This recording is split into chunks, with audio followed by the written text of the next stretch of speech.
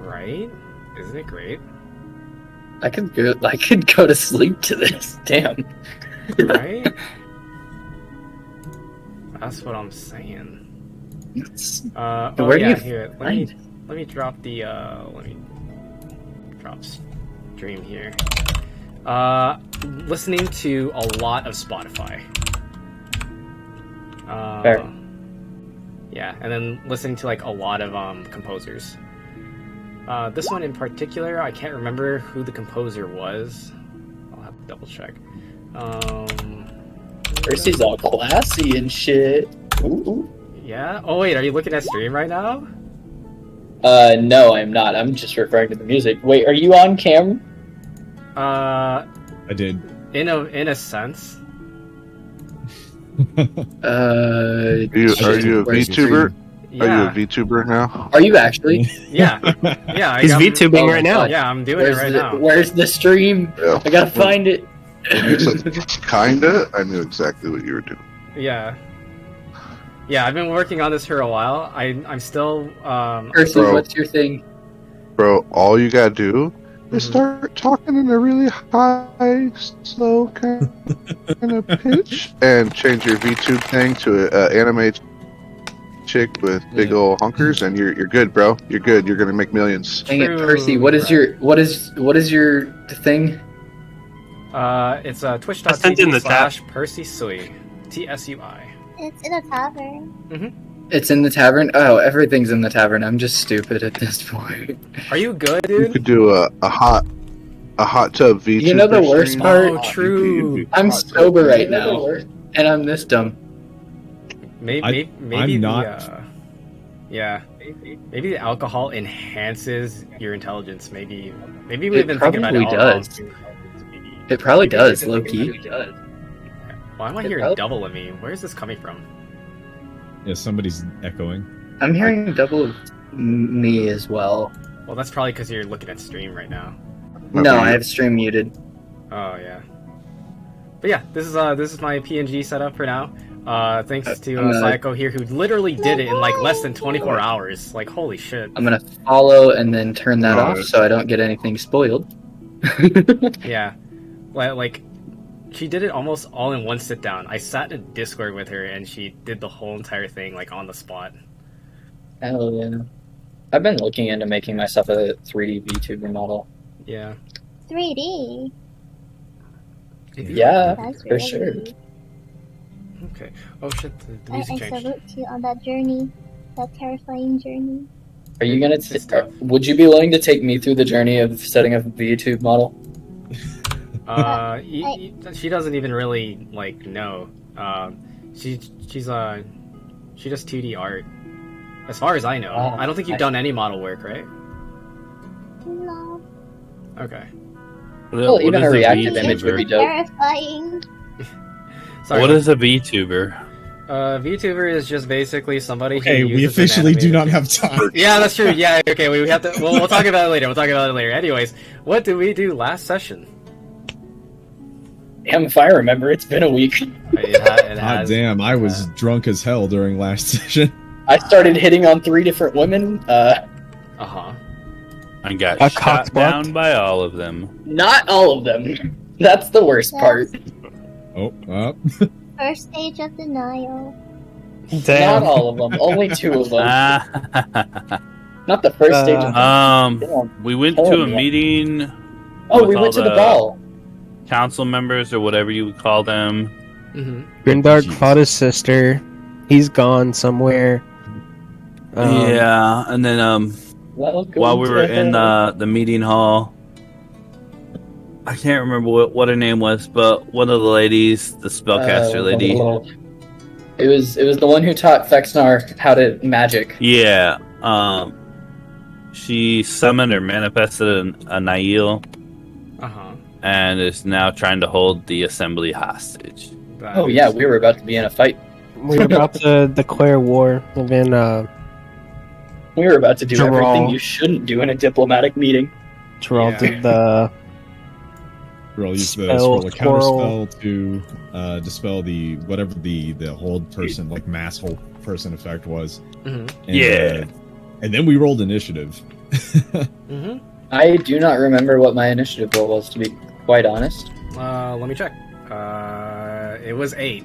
I'm sorry to break it to you. Damn. Oh, yeah, I think mine was ass. Kinda Yeah, fucked up, negative. not gonna lie. I'm up- Are we upping supposed to be all of seeing y'all's turn order? Because I don't. Oh yeah, here, let me turn it. He's Yeah. probably got to redo it. Yeah, Probably. there you go. No Did it show it now? No big. I don't see it no. now. It's a blank. It's a blank Nah, turn we're order. We're chilling. No, hold on. Okay, I'm probably gonna have to redo this then. What did you say? Reroll initiative? Get rid of that no. stupid ass 8? Reroll? No. We're not No. re-rolling initiative. I'm just going to have to I know, I'm kidding. manually Everybody enter all this stuff. Everybody actually re-roll roll except it? Gingy. We know his number. That's correct, yes. Wait, I rolled it. Did Actually, I? I don't want to re-roll either. I got a 19 as far as I fine. remember. Yeah, That's I'm not gonna fine. take your rolls away from you here. Oh, yeah, you're not gonna take them away Yeah, because it's that much of a burden. you will have to deal with the 8, sir. I'm sorry. Percy, Oh shit! I you know rolled I a love 22. you, right? Yeah, I'm aware. Okay. I'm just making sure. Hmm. I mean, I love cake, but that don't mean a whole bunch of it's good for me. Oh, I'm sure a whole lot of Percy would be good for Well, I anyone. hate cake and I devour it Hey, anyway yo. just to show it who's Okay. boss. Hey, yo! All right, here. Let's go ahead and Sussy. swap over. Yeah, that was a little sussy, but I'm gonna take it. All right. But I'm gonna take it anyway. Yeah, That's a we little take. sussy. Yeah, we take those. Let's go. Okay. As long as you'll take it. Oh, he's gonna take it. Alright, That let's fucking chill here. Oh my God. I don't know why that Come on, fucking got guys. me. Alright, you know what? Let's- Fair. That got me. That got me. Alright. Casually skirting the ice on Twitch TOS. You know, just a little bit. Anyways, Kane. How far into the stream are we? is- Still over a minute, right? Yeah, it's been over a minute. Okay. And we're allowed to say bad things. I wouldn't say that was bad. Like, Yeah, but we can get a little Awkward would riskier. be the more appropriate term. was it It's though? awkward unless you enjoyed it.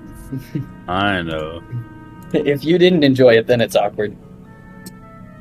No comment. Yeah, I think that's kind of how that works. That's what I'm saying. Anyone who enjoyed it, it wasn't awkward. Anyway, Anywho, Mm, anywho, this moving time- Being forward. embarrassed is my fetish, though. On this session of Band of Not Blades, the humiliation. On this session of Bandit Blades, we explore my Vex God. Nar's humiliation. I'm learning so much about you guys today. Alright. We explore why the real reason Vexnar's kept boxing you around because it draws Oh. attention. Oh wait, I accidentally put Zarn's initiative as 8. That is not 8. It is a 22. Yep, nope, that's Zeal. Yeah, Okay. you also have a Grundark token on the board when it's supposed to be North's new character. I think that was his yeah, I have- stand-in. Yeah, I it's don't just think so. placeholder for now. Yeah. Okay, alright. Yeah. That's what I was saying. I don't think we have the new character. So, I got a token. I sent it to you. Do you want me to send it again? oh yeah, here. Go ahead and Oh. send it to me. Yeah, and you have a I'll go token. ahead and I'll take care of that. Discord. Dun, dun, dun, dun, dun, dun. I got you. I'm gonna have to redraw my Fexnar and Boxy because Oh, yeah. Fexnar is now friends with Boxy. Yeah.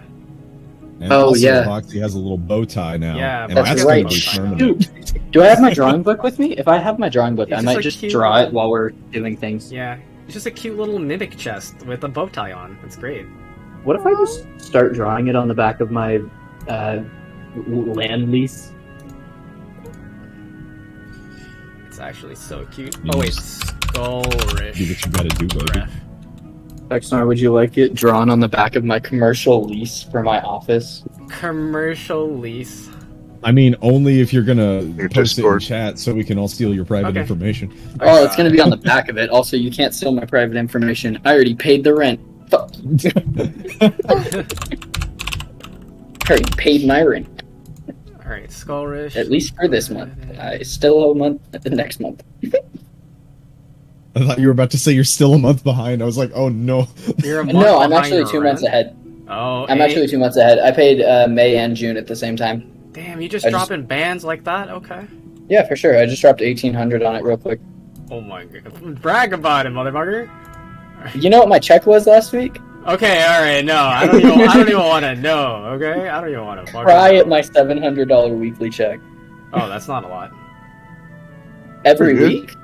That's pretty good. Without me weekly. working? It's like 1,400 bi-weekly. That's, I mean, That's pretty literally average. just for me not even doing personal sales. That's for training new reps. It's great. Oh, wait, yeah, so Like- you basically it's like- get paid for fuck all. I get paid to run like 2 It's like- interviews a day that last maybe 24 45 minutes. $25 an hour. Yeah. $25 an hour. I mean, I'm working an 30 hour and a plus half a day. No, I'm working about an hour and a half a day Oh, okay. and making that Oh, much. fuck, you got a sweet job, bro. Damn straight. You chilling. Alright. Okay, let me go ahead and swap your token out. Let me know if you can... Hold on, if I can even find it. There you go. Would you say Fexnar has broad shoulders? Yeah. Pixar is like huge. He's a Yeah. 6'3", like he's a gorilla. That's what he I know. is. I'm just getting an idea because I want to. I'm the drawing I'm doing. I'm gonna put Boxy on his shoulder. He do be kind of a gorilla sometimes. Also, what race is Fexnar again? Remind me. He's human. He's Oh, he's human and just beefy as shit. Yeah, he's Yeah. just really fucking huge. Perfect. Does he have like the same hair that you put in your drawing? Is that a pretty good, accurate representation? I mean, It could be. I don't know which drawing you're referring to. I think The he's talking one about that- my VTuber art. I'm pretty sure. Oh, okay. Oh no, I'm talking about the one that has that's above Dag / Fexnar right now. The angry one with Boxy. Oh, yeah. No, that's just an angry face. Yeah, you but can would you just- say that hair is accurate? Just give him short hair and a trim beard. Okay. And do. Anyways, we are in combat now. Let's go ahead and start. You all left off with the Niall being revealed, invisible to everyone else except for the 6 of you, who all now have your special goggles of night with lens attachments on. You can see this horrifying creature, far larger than the previous Niall, tendrils all around, enveloping the entire room, looming above, 3 of them encroaching close by. Zarn, what do you do?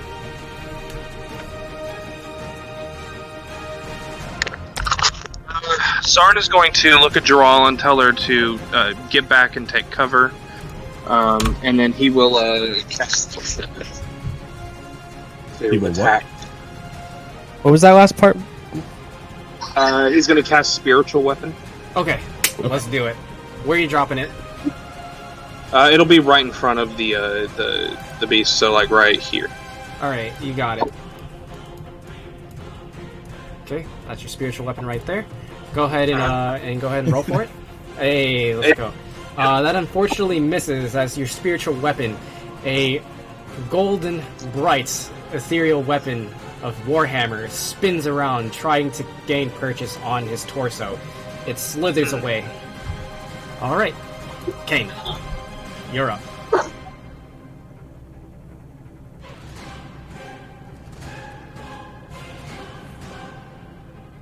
Kane? It looks like he did. Sorry, I was muted. I'm shooting at this guy. Alright. I rolled a 12, though. That's terrible. Oh no, that's okay. As you fire your arrow, it catches the bolts, or it catches the projectile mid-air with its tendril and whips it away. Would you like to do anything else at this time? No, that's my turn. Okay. Vexnar, you're up. Okay. 5, 10, 15, 20, 25. Yeah, I'm going to move 25 feet forward. And I'm going to hold my action until right before my turn next round. Alright, you stand at the top of the stairs, holding the line as you stare at this horrifying creature. I'm just going to yell out to Triss, and I'm just going to yell out to Triss and say, "Teach the fuck!" She just gives you a coy smile. And now, it is the Niall's turn. Now, keep in mind, you have other parties in this room with you as well. It begins to push past all of them. They all give way. not wanting to be trampled by this creature as it slithers along until it meets in front of you, Fexnar. You're the first to you were first to bear his might. All right, here we go. Let's just see about something here. Here's three of them. Do you mind if we retcon what I said last time that I didn't have my armor on? Yeah. You all Okay, cool. you all have your armor now on at this time. You all had it like in your packs and things like that, but you have had time to don it. Okay, cool. Mm-hmm. All right. And oh my god. Okay. Ouch. Well, that first one's gonna hurt. Yeah, that first one's That gonna could've hurt. been worse. Does a 15 beat your armor class? A 15 does not. Okay, but the nat 20 is a nat 20, so here we go. Definitely.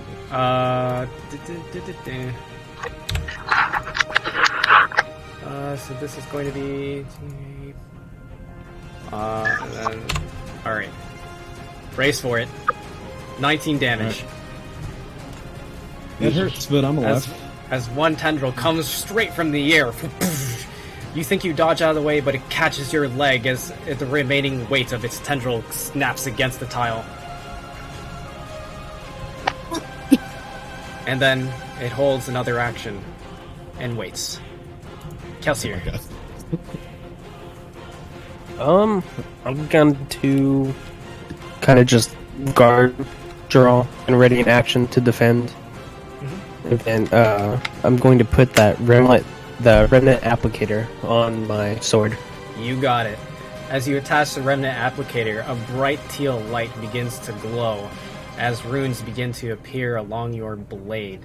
You can hear the soft whirring as you can see something underneath the discus shape begin to spin. As you hear a... You suddenly feel invigorated. And you have all of the bonus stats that we have discussed before on the remnant applicator. Alright. Zeal, you're up. You're in the thick of it. Yep. What do you do? Oh, goody, goody, goody.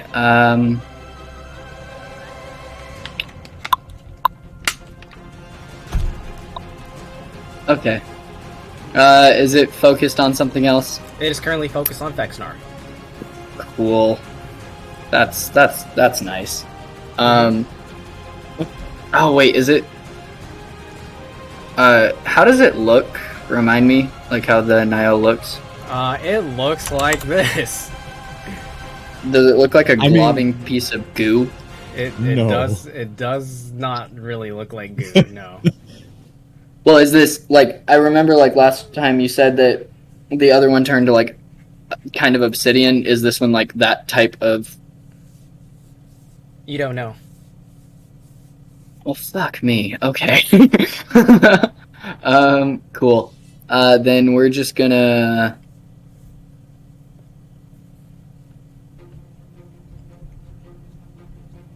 We're gonna fuck you it. Hey, yeah, hit him with it. And I roll a d20 for that. Mm-hmm. Yep, that's my d20. Okay. What modifier do you have on your firebolt? What modifier does it have on it? It should just be an attack roll, right? A spell attack? Yeah. So is it your spellcasting modifier plus proficiency? That should be intelligence plus proficiency. Intelligence plus proficiency? Plus 3, then? Okay. So 16? That unfortunately does not hit. As your firebolt comes wide, it glances off of his shoulder, but does not deal any damage. Would you like to move at this time? Oh, yes. Yep, I figured you might. I don't need to be the front line. Sorry, guys. Alright. And then I'll end my turn there. Alright. Top of the turn order. Zarn, what do you do? So I saw Fexnar take a pretty big hit. Oh, wait! I just fucked up! I got- Wait, where is... I think I got skipped. I got skipped. Oh, that was my bad. I was just like looking at the turn order. I'm like, wait, where is he? Oh. I just realized I freaking deleted you when I removed your token and replaced it with the other one. I'm sorry. Let me check. So yours was 17. You can go ahead and take your turn now then. That was my mistake. Alright. What do you do, Skullrish? And just to get some context, I'm here protecting who? Or why did she have me here? Or this guy, Scorch, is kind of new. I'm kind of curious. Oh, so to fill in the context. So do you remember when Zeal asked, "Is this like the man in charge of your defense?" And she said, "No, that's someone else. You are that someone else." Oh, cool. Got you. So someone new to make fun of. You basically were in the crowd posing as a dignitary, but your actual role is protecting the Chancellor. Yeah. 5, 10, 15, 20, 25, 30. Oh, that is my turn, sadly. Alright. All I can do. And now, top of the turn order, Zarn. Alright, so I saw Vexnar take a big hit, so I'm going to go over to him. That's 25. 1, 2, 3, 4. Yeah, so that's fine. So I'll go over and stand in front of the creature, and I'm going to also cast Heal on... Or not Heal, but Cure Wounds on Vexnar, so... Alright. Let me see here. Let's see it, boy. Not bad. Neat. Yeah, so 12 healing. Okay. Alright. And then yeah, and I'm sorry, I'll use my bonus action to have my spiritual weapon flank the creature here. Okay. Right. And attack. Give it a good whack. Does It has the flanking advantage. weapon get advantage?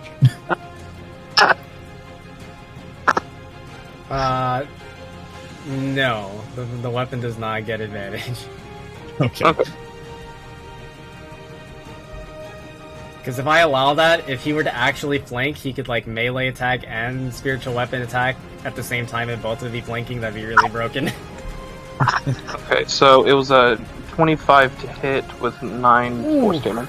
Yeah, that definitely hits as it hits him right in the spine. Crack!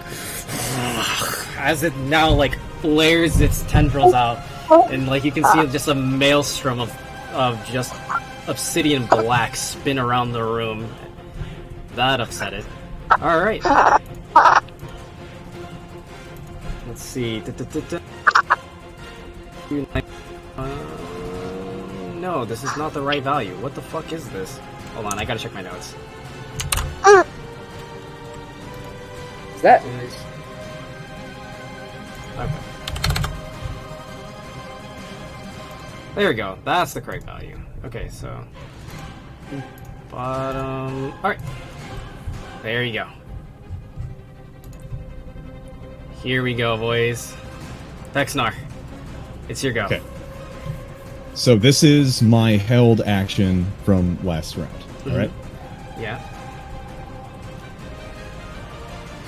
Okay, so this is what we're gonna do. I'm going to do a bunch of stuff, and then we're gonna resolve all the numbers afterward. Okay. Okay. Ooh. So Okay. the first Hold thing on. I'm going to do. All right. The first thing I'm going to do is I'm going to make the mind to magic connection. I'm going to cast Burning Hands, Okay. and then I'm going to make the mind to muscle. No, excuse me. The magic to muscle connection. I'm going to action surge. I'm going to cast Burning Hands. Then it's going to be my turn, and I'm going to make the muscle to mind connection. I'm going to use what I know. I'm going to use the amulet to take 10 on an attack roll. This is actually a 19 to hit. Ooh. Okay. Okay. And now Alright, so I'm it going to uses that take my charge. extra attack Mhm. because I'm a level 5 fighter. And I'm Okay. going to use that inspiration point I've been holding on to and take advantage on this attack. Okay. I'm going to swing at that, and then I'm just going to roll another d20 here. Alright, so that's also a 9 to hit on this second roll of the d20. So the first one was a 16, though. Okay. So, Burning Hands has a DC 13 dexterity save to take half. Okay. Alright, let me go ahead and... Here, hold on. I could use my actual dice for this. Let's go! Alright.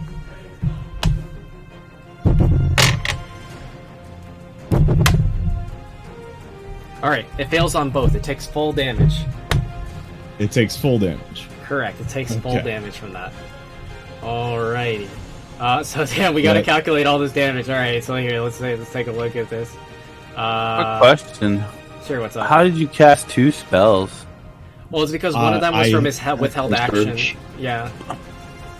I held my action, and also I action surged. And then it was okay. my turn for this round, and that's how I attacked twice. Oh, okay. Cool. So let's see here. So got the 15 plus the 13 plus. Oh damn! I gotta pull out the fucking calculator, bro. I do not. I've have been the brain holding on to this for 2 weeks, Percy. Damn, dude. Okay, I respect that shit. Okay. 5 plus the 17. Well, hold on. One of them was a 16, right? Where is that? Where'd it go? Excuse me? Like you like one of those was a 16 to hit, right? Or was it not? I used the magic amulet to take a 10 on the attack roll. Okay. Then So we're chilling, we're that 20 on the first attack is actually a 19. Okay. Because it's my strength modifier plus my proficiency plus 2 because I'm swinging with Obsidia. Because it has a plus 2 to Yeah. hit Nihilith. Ooh, that was some big freaking damage then, dude. Oh my god. Alright. So that combo right there, although you burned a lot of stuff that would require you to, like, you know, take a rest to get it back, that was 102 damage. Hell yeah! Nice. Alright. Also, hold on. I accidentally excel. Yeah, no, I'm good. That's me. Good job. Nice. That was really big. Alright. I'm ready to go out in a blaze of glory. Dag, I'm gonna send you the speedrun drawing that I just did of Fexnar with Boxy. There you go. Alright. I Scores. hope you appreciate it. You're up. Let's see if he bleeds. I'll move up on him, and I will take a couple swings with my short sword. Okay. So we went up to level 5. Correct. You were all level 5 at this point. I gotta roll my hit points real quick. So I was level 4. D10 plus 3. So Genji, I appreciate. You like? I appreciate. For the fact that I've been drawing it like for as little time as I have.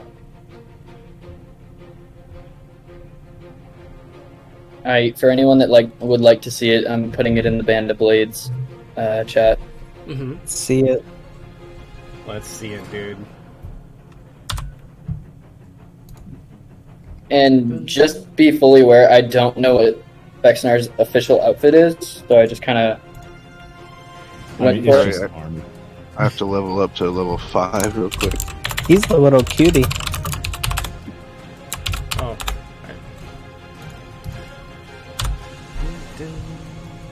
Look at Boxy being all cute with his bow tie. I love him. Dude, be cute. Okay, so sorry, Scorish, what are you doing? I was updating my character to level 5, Okay, gotcha. which he's ready to go now. I am going to use a curse on him.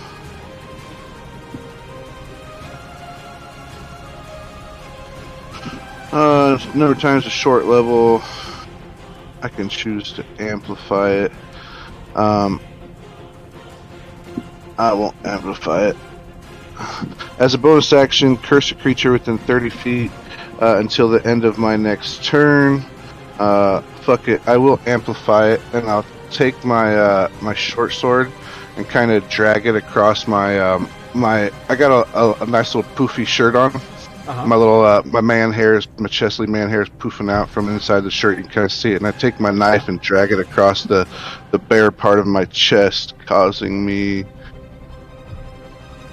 1 point of damage, and I will curse him so it lasts for a minute. Okay. He has disadvantage on strength and constitution checks and takes 1d8 necrotic damage if it takes more than one attack on its turn. Okay. Alright. And then I will slice him with my short sword. Okay. Hit for him my with it. action. First attack, second attack. Any of those hit him? Nope, that does not hit him, unfortunately. That's all I got. I'm done. As the blade swings by, he manages to dodge right through it. It seems that the blade practically glances off of his thick skin. Alright, and then looks to you, Skullrish, as it is now his turn. He actually reaches out towards the three of you. 1, 2, and 3. And let me go ahead and roll those. Well, bam. Alright. Let's see. Does an 18 beat your armor class here, Zarn? Zarn.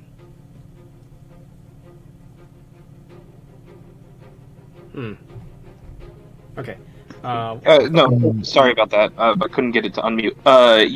No, a 19. My AC is 19, so no, it does not. Okay. You got it. And I'm assuming 21 beats your armor class here, Fexner? Yep. Okay. And a 19 beats your armor class, Skullrish, or no? Yes. Beats your armor class? Okay. For So, sure. this is the first one. Gets the second one. Gets the third one. Alright. And he strikes out for...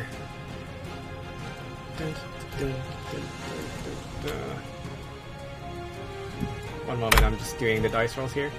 Fexnar, you take 12 damage, and then Skullrish, you take 10 damage. As the tendrils come by and catch you, wrapping around you. Now, on top of that, go ahead and roll me strength saving throws, as it now attempts to restrain you both. Okay. I've got a +7. I rolled a 4. Alright. Now, Fexnar and Skullrish, you are both taken up into the air as you are now being restrained by the tendrils. You will now attack at disadvantage against this target. Oh shit.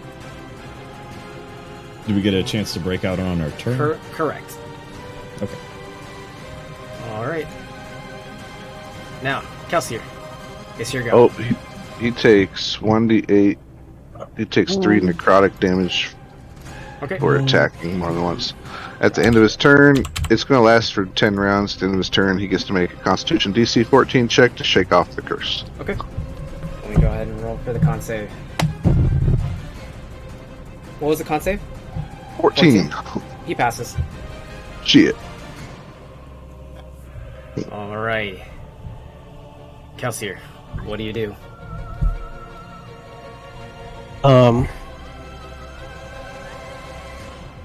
I tell Gerald to stay by Zarn, and I move up to the front lines with them, and I want to hit him with my sword. Alright, go for it. Woo. Let's see it. Oh! Alright! Okay. So that was a nat 20. You're gonna have to double that damage, dude. So instead of, let me look at it. What is it? 12. Well, no. Instead of doing 1d6, you're gonna do 2d6 plus 2. But then you also have the remnant applicator, so then you have instead of 1d6 for the remnant applicator damage, you're doing 2d6, so a total of 4d6 plus 2 to this guy. 4d6 plus 2? Yep, 4d6 plus 2. Wow, it actually did end up being 12. Alright, it'd be like that. That's a shame. But that's okay, because here's the we're gonna take those last two values as the remnant applicator damage. So as you slice through, you can hear like the sound of like popping as you cut through its flesh, like pop pop pop pop pop. And now you can see arcs of teal lights connect between its insides and your blade as you run him through, as it wails in pain. For 15. 15 damage. Nice.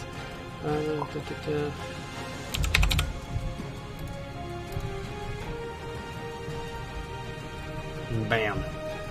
Alright.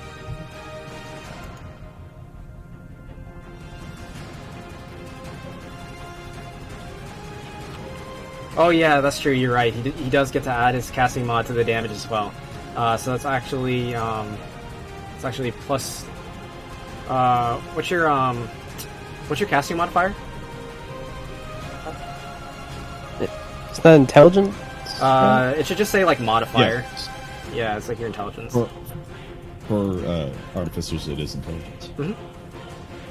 I have a 4 for intelligence. Okay, so that would have been 6 total. Okay, I'll go ahead and factor that in.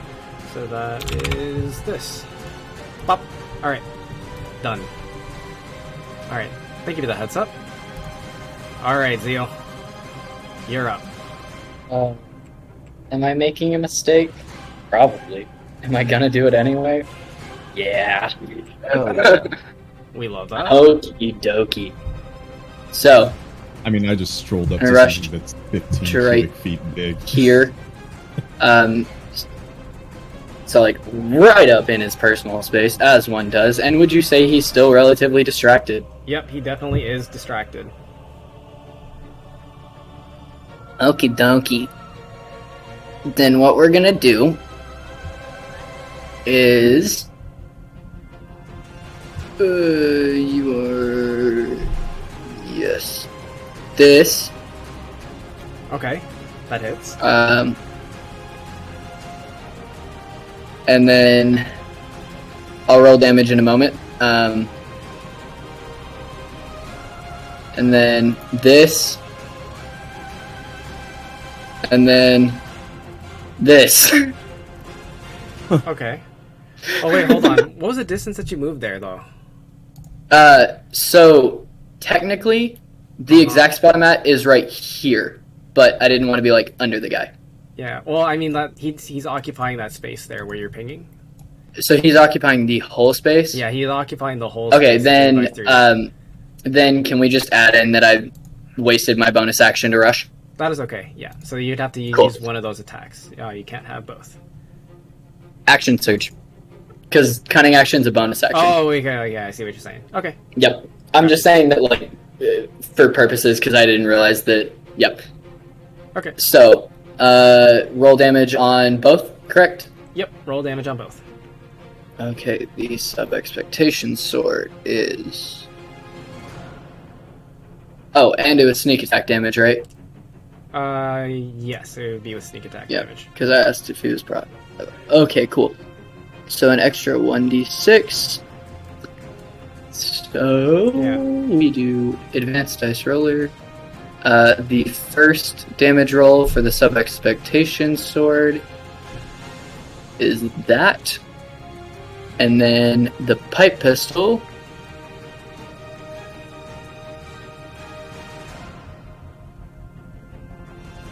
is that. Ooh, nice. Okay, good damage. And then where's your? You need a d6 damage. Oh, I added in the extra d6 for the okay. finesse weapon on the first one. Oh, okay, Yep, I gotcha. it was. Yeah, because normally the sub expectations is 1d6 plus 2. Sweet. Okay, so that was a total of 21 damage as you hit him with a blade, shwink, followed by you just pulling your gun out. from, behind your figure, masking it right before the last moment, where in the flash of light, pow! You blast him. Center mass. Nice. Alright. Let me go ahead and figure out what that would be.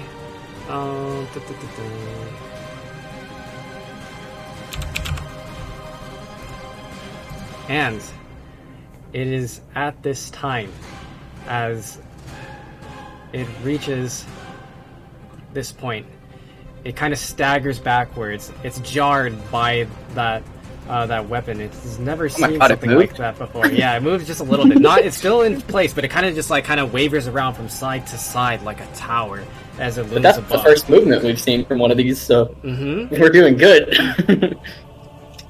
However, as it does so, you can see that there is this faint glow around it. It's kind of hard to even call it a glow, but it glows a strange white all over its skin, as it now then looks upon all of you and rears its tendrils, ready to strike. Kane, you're up.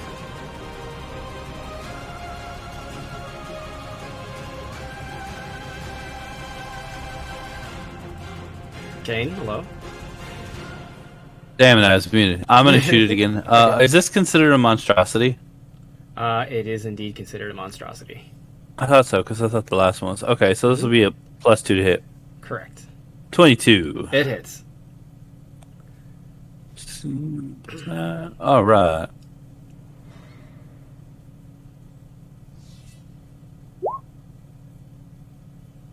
Nice. And that's with necrotic and sneak attack damage as well. All of those will apply as you fire true. This is the first time you're shooting your grievous wounds, is that correct? Uh-huh. So as you pull the string back, you can hear it kind of just rings. It's almost like a singing as you pull it back, and as you release the arrow, you can just feel the air just ripple with waves of pressure as it goes as you can practically see the air around you split as you fire it into this Niall before it then makes impact. You can see that it implodes within itself before you can see the necrosis, the black, as bits of it begin to fall, or bits of the creature begin to fall off of itself. Alright. Nice. Now, let me remove this. Okay, that's 17.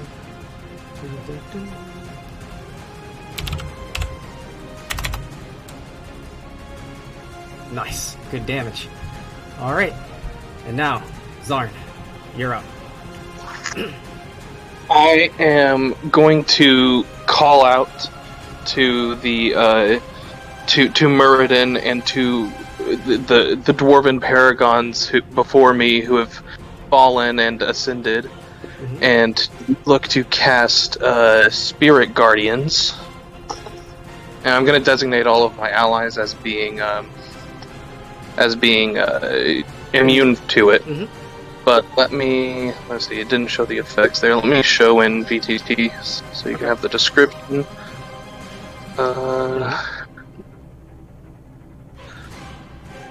And so, for 15 feet around me, I'm surrounded by dwarven angels, essentially. And at the beginning of the creature's turn, every turn, it takes 3d8 radiant damage or saves for half, and its movement is halved. Okay, you got it. Alright. So it takes 11 radiant damage as you call upon the might of your god of murder. No, it will have to roll a save. Oh, I see. Okay. At the beginning of its turn. Let me roll a wisdom save real quick.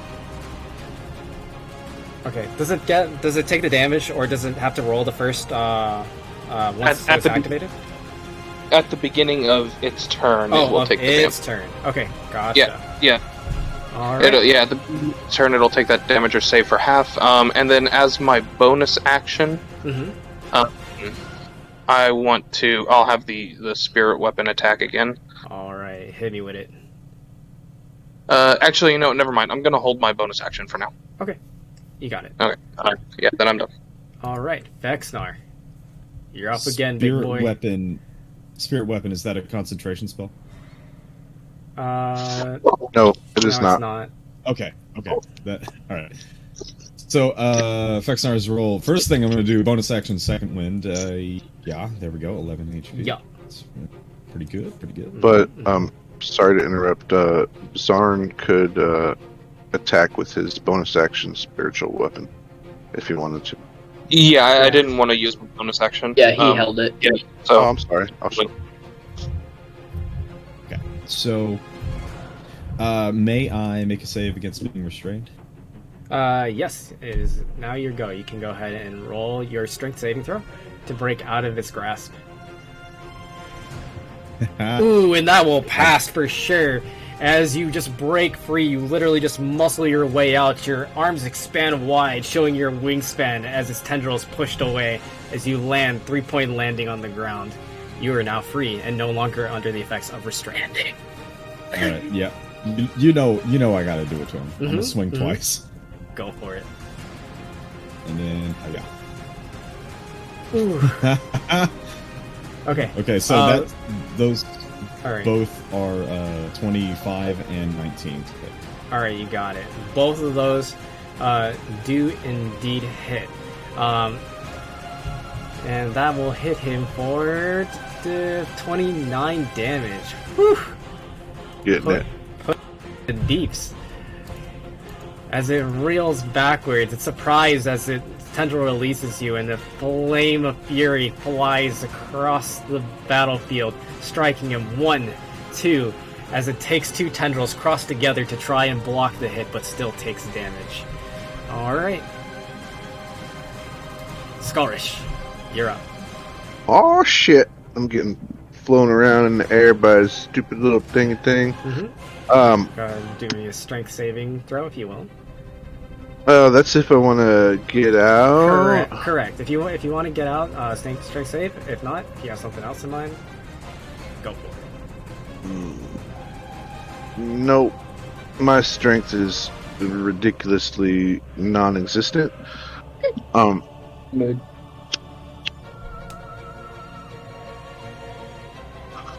Yeah.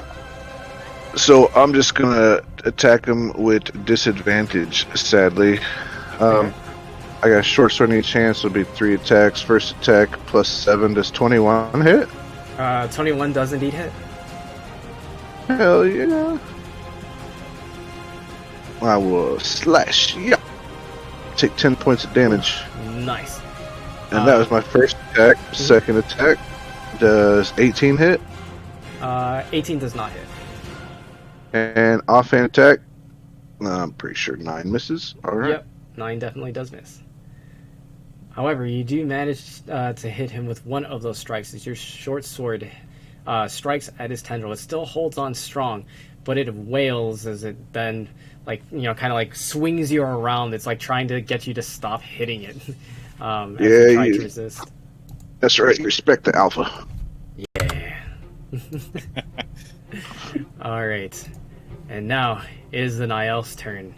It did not like that one bit. As you feel yourself getting hoisted even further and further into the air, getting close to the ceiling of this large room before you can feel like a pit in your stomach as you drop down, as it slams you down into the tiles, sending bits into the air. Go ahead and roll me a Constitution saving throw. Uh-oh. Percy does need to roll a wisdom save for the spirit gardens. Oh, thanks. Oh yeah. He fails. Go ahead and roll damage. Okay, you're gonna just do the 11 that it did before. Yeah, we'll go with 11. Okay.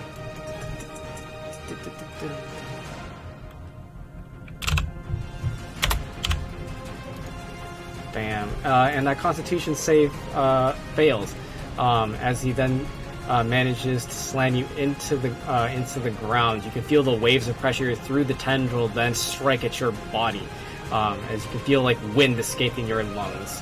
And you take 1 moment. Uh-oh.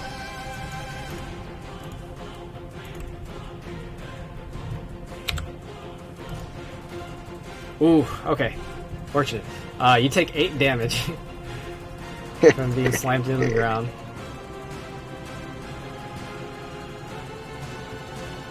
Alright. And then he is going to go ahead and he reels his tentacles back. You can see all of them disappear from the room for a moment, as he then kind of folds in on himself. For a moment, everything is quiet and still. It's disturbing, even, as you can see that there's something beginning to grow within itself, form around itself. You can kind of hear like the soft sound. It's almost as if like many spoons are being dropped, as you can hear tink tink tink tink tink tink tink tink tink tink, and you can now see from the bottom of this creature, through its tentacles and now up its skin, through its torso, you can see that it is shining this bright white, as there are reflective facets being formed all around it, as if it is a statue. However, with each and every movement, you can hear the grind, the screech of his body moving around as it then flails all of its tentacles all out once again, revealing its entire metallic glory as it now looms over you once again. It holds its remaining actions at this time. Oh, it's metal now? It's gonna have resistance to damage or something. Kelsier, you're up.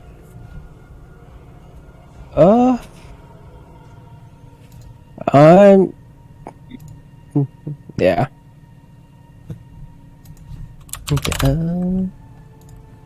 That's all I'm gonna do. Okay. I'm gonna try and hit him. Alright. That unfortunately misses, as it manages to just easily glance the blade off. You can kind of feel like the reverberation kind of hurts your hand as you try to strike it. Zeal, you're up.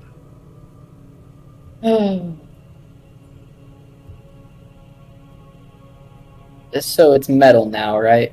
That is correct. It is indeed metal. Oh, when in Rome. There you go. So I need to roll a d20, correct? Yep. Roll d20 plus your intelligence. Plus my intellect. Plus your smarticle particles. I gotta see what my smarticle particles are. Okay.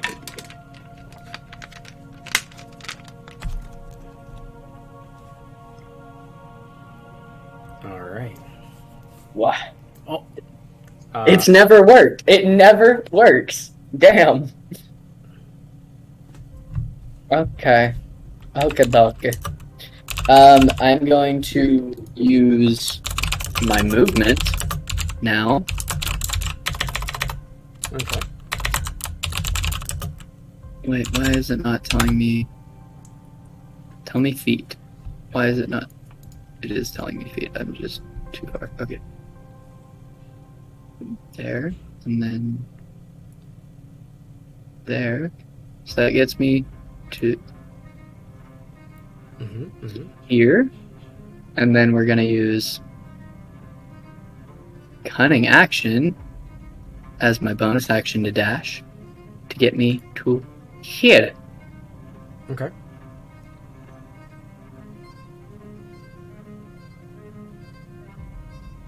Now what you gonna do about it? Well, I already used my spell.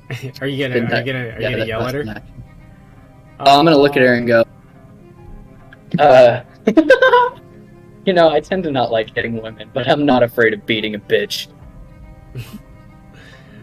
I'm gonna make you eat those words. She just sounds like fun. She just gives like a wicked grin now. Like she looks like unhinged. Ooh, good. Alright. Kane. Alright, shooty time. Shooty McShooty, let's go. 22? 22, that does indeed hit.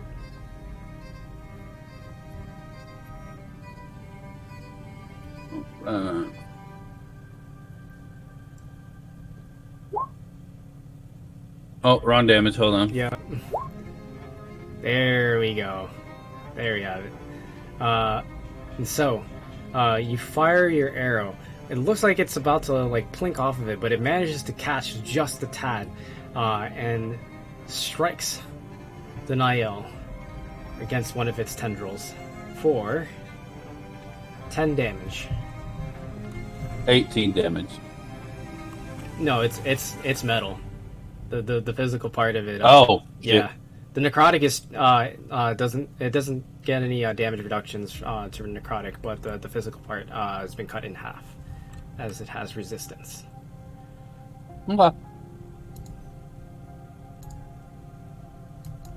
Okay. Bump. There you go. And now it is at this time, Kelsier, Zarn, Vexnar, and Skulrish, being up close, you now notice that the glow that it once had is beginning to spread out and concentrate towards the end of its tendrils. And now, Zarn, you're up.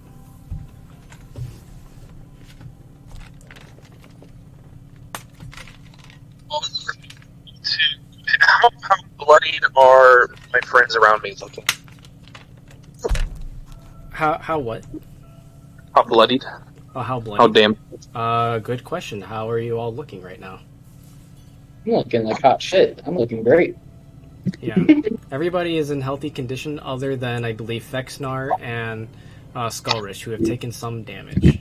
I don't have Skulrish, I don't have your HP value off the top of my head. How would you describe yourself? I am 33 of 51, if that helps. Okay. Oh, yeah. Since you told me that, let me go ahead and add that. That's kind of why I told you that. Oh, thank you. Appreciate it. Okay. Then in that case, I'll attack. I don't have a macro setup for it, but I'll use the what is it called? The divine divine intervention warhammer. Mm-hmm. Yeah. Let's see, did that post in there? Yep. Okay, so I'll just roll +2 to hit versus stride. Is this considered a strider? Nope, it is not a strider. So I'll just roll it as a warhammer. Okay. Or was there any points in there? Oh yeah, on the 19 and 20. Okay.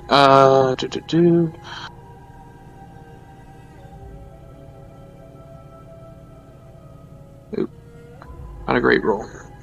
Ooh, that misses, unfortunately. Okay. And then I'll use my bonus action to have the spirit weapon attack. Okay.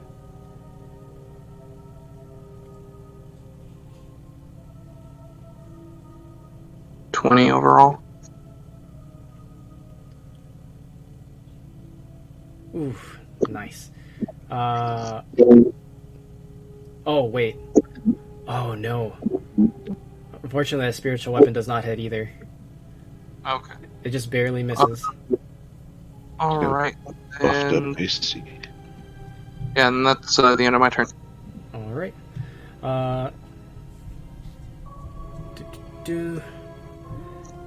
And so, it is at this moment that it extends its neck up, looking straight into the air as it screams a horrifying screech. It reverberates against the walls and the ceiling. The acoustics make your eardrums it makes your eardrums rattle. You can feel your entire head, your entire abdominal cavities just shake from the sheer force of their voice alone.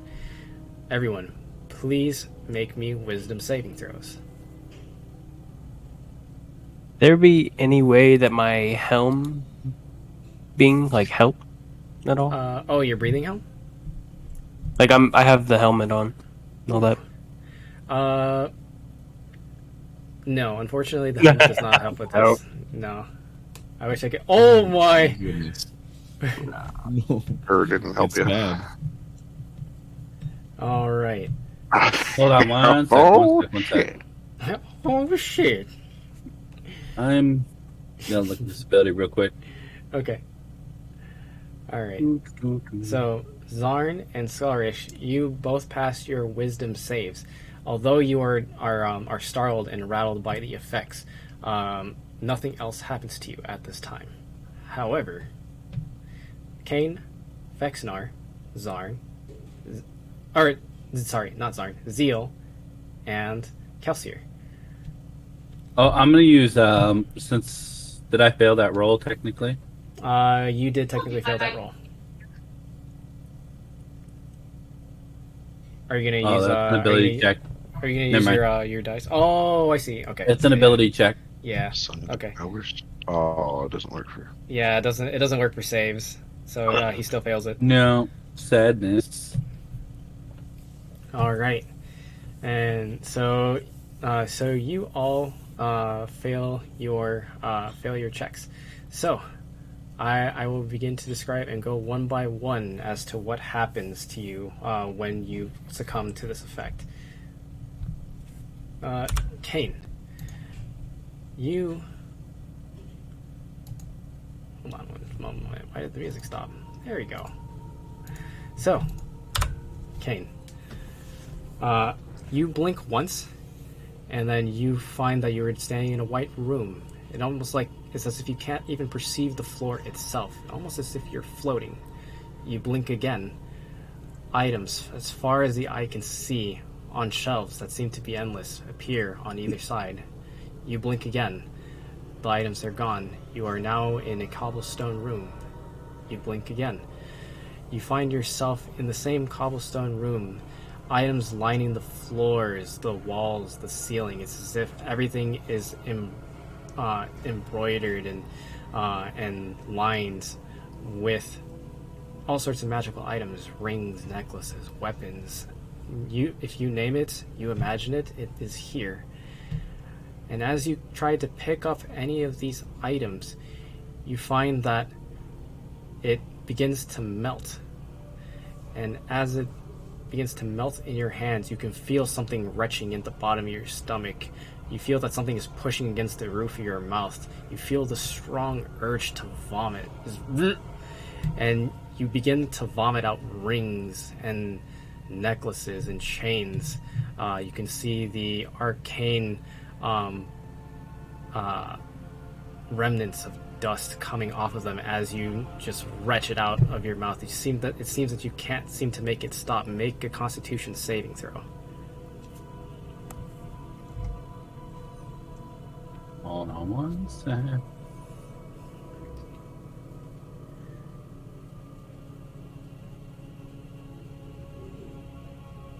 Yep. 12. You take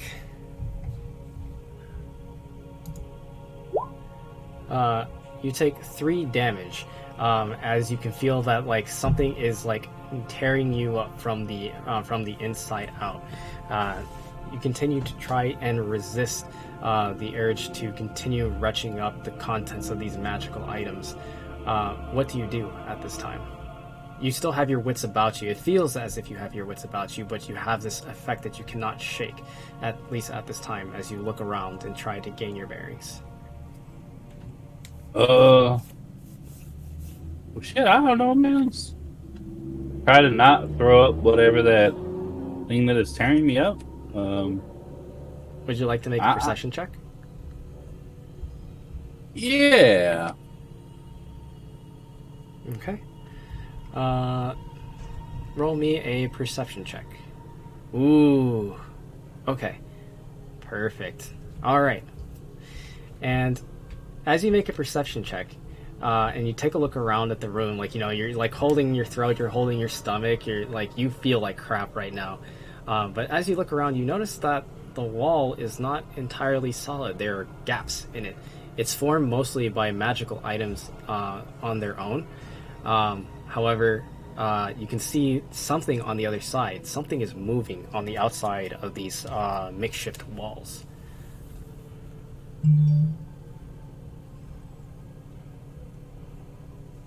I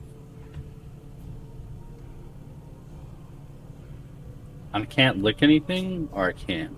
Well, I mean, technically you're licking it. The magical items are technically passing by your tongue. It's just not pleasant. I guess I'm gonna attempt to find a way out. Okay. Do you walk towards one of the walls, or what do you do? Yeah. I'm gonna walk towards one of the walls. Okay. As you walk towards one of the walls and you look through the gap, you can see that, like, clearly now, before it was difficult to tell, but the white space still exists.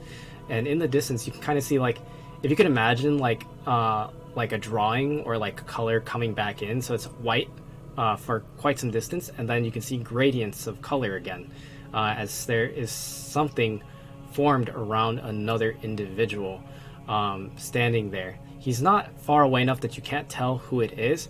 You can pretty much tell who it is just because he's so imposing, just like his form on its own. You can see Fexnar, who is having his own nightmare, so to speak. And that's when we jump over to Fexnar. So, Don't blink. don't blink. You wouldn't know that you're not supposed to blink yet, but however, Fexnar, same idea. White space. You blink. You find yourself standing on muddied earth. You blink again. You're forced to look straight into the air as you can now see this enormous figure above head. It's hard to tell like what it is, but you can feel the pattering and the drizzle of sand as it pours onto your face and onto your clothes. You can see that it's beginning to mask the surface at which you stand on in golden yellow, as you can hear a loud bellow as you can feel your entire being rumble. You can hear the trees crack around you just from its voice alone as it looms above head. And as you can see this sand masking everything, you can also hear as things begin to decay around you. The grass itself browns. The trees themselves begin to lose their leaves and become petrified. Roll me a roll me a Constitution saving throw. All right.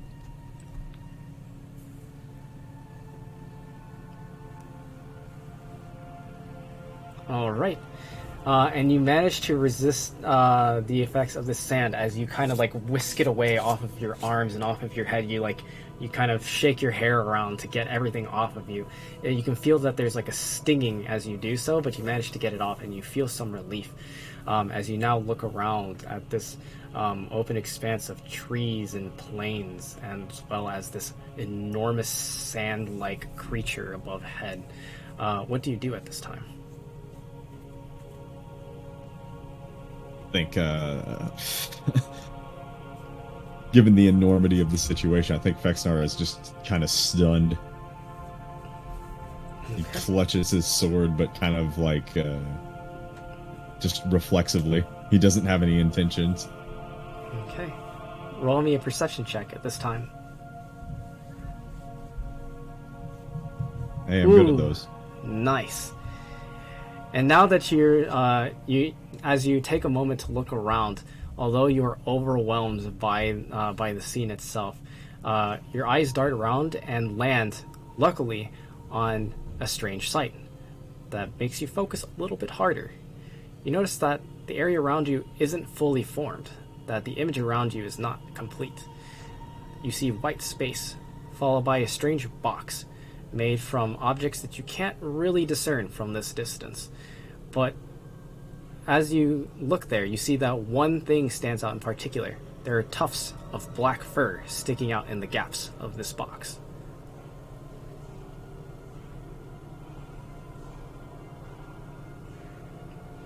Oh goodness. What do you do? I approach. Okay. And as you reach the edge of, at the edge of this area of drawn-in space, this nightmare, if you will, as you take one more step into the white space, you can feel something like a wall of, or as if like just high winds, high pressures begin to push against you, trying to keep you back. Roll me a strength check. Just strength. Check. Ooh boy, you ready for this? Ooh, that's what we need. And despite being held back by some unknown force, you muscle your way through it, going head first. You tumble out of the space onto the white expansed floor, as you then manage to get back up to your feet. Do you proceed? Absolutely. All right. And as you make your way over to this strange box, you can now see that a series of swords, armor, necklaces, rings, all sorts of items make up the walls of this cube. And as you approach the tufts of fur, you can hear someone inside.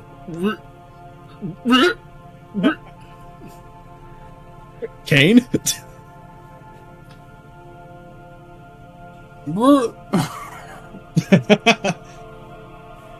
Alright, hold on.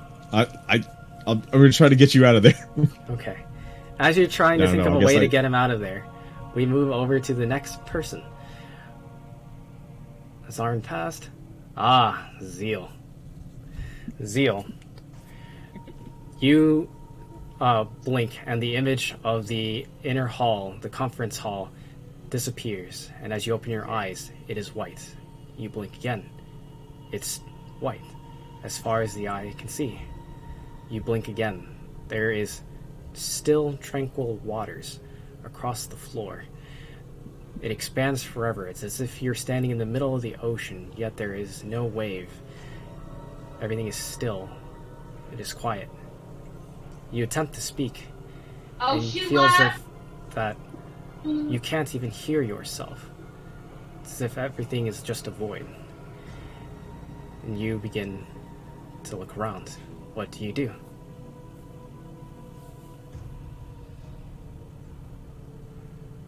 You said, like, the whole floor is covered in water, Yep, it's still water. and it's just like this super quiet white void. Mm-hmm. You ever seen a child with rain boots in a puddle? Yeah. I've Yeah. been a child in red boots and a puddle. Yeah, yeah. Think that. Uh-huh. Yeah, I'm just enjoying the tranquility. You're just enjoying the tranquility? Okay. Yeah. And so, as you're standing there, you're kind of like at peace with yourself. Oh, wait, I guess I have to ask, do I remember what was going on right beforehand? You do. At all? You 100% remember. Yeah. Oh, okay, then I guess I do try and figure a way out. Okay. What do you do?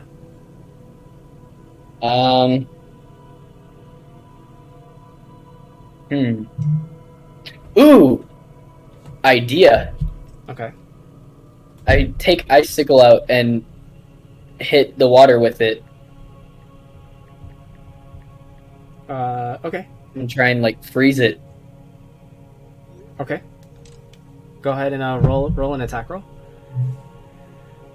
You missed the ground. Yeah, you missed the ground. You fall over. You're deep in the water now. Oh, I'm deep in the water, so it's not just like an inch or two deep.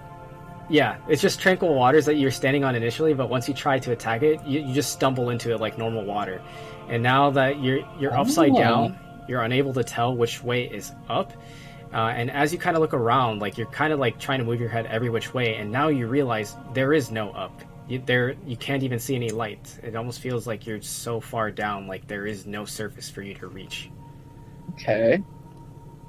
Well, that's the case. Thinking thoughts. I'm in water, right? Correct. You are in water. And remind me, just to make sure that I have this correct, the way the bullets in the gun work, it gets hit really hard in the back and then it goes off, right? Correct. It doesn't quite behave the same way as gunpowder, so it can go off inside water. However, the damage is reduced. Perfect. I want to just take a bullet out by itself. Okay. And hit the back of it with the hilt of my dagger. Okay. You can most certainly try. Make me an athletics check as you try to hit the back of this bullet with the with your dagger. Ooh. Okay. Oh no, that's acrobatics. Athletics. Oh, you are correct. I'm so sorry. It is hard to read from this distance. There you go. Ooh, nice. And when I hit it, I'm kind of just looking for where the air bubbles go. Okay. Since it's still a combustion. All right. And so as you hit the back, you kind of hit it wham. The first time it doesn't work. Wham. The second time it doesn't work. Wham. The third time it works, and the bright teal light is just nearly blinding as it explodes in your hand. Go ahead and roll me a d6. Okay. Yep. You take 4 damage as it explodes between your fingers. It doesn't blow them off, but it does mangle your hands somewhat, and it stings pretty bad, even though it exploded in water. Yeah. However, your eyes gradually adjust, and in the distance you can see bubbles. I follow the bubbles towards the surface. Okay. And as you reach up to the surface, you peek your head out, and you take a look around. Roll me a perception check. Yep. Okay. I see a whole lot of jack and shit. You can't really see anything like too well. Your eyes are still kind of like glazed over from the water that you were just submerged under. However, you can hear the faint sound of something odd. Blech.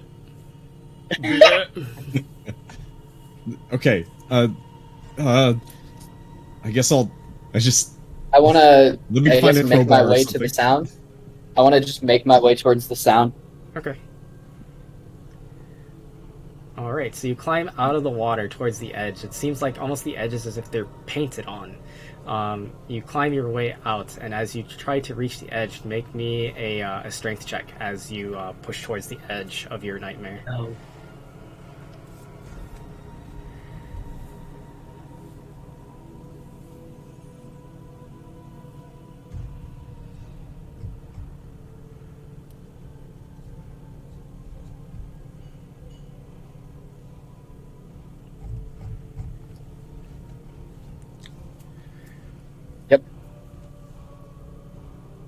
All right, and there's a lot of thinking there.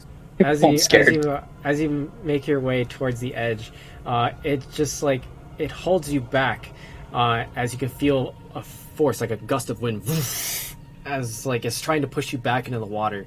You brace yourself, you get low, and just barely you manage to claw your way, one hand over the other, out of your nightmare, and you are now in the white space, working your way towards the sound. Okay. And so as you do so, you travel the white space, and it's almost as if like the image itself kind of just like appears in front of you, just pops up. As you can now see, just about maybe 20 or so feet in front of you, you see a strange box made of various items, followed by a familiar face. As you see, Fexnar is like has his hands against the wall, and he's like looking at something like through the cracks of this improvised wall. Hey, buddy, how you doing?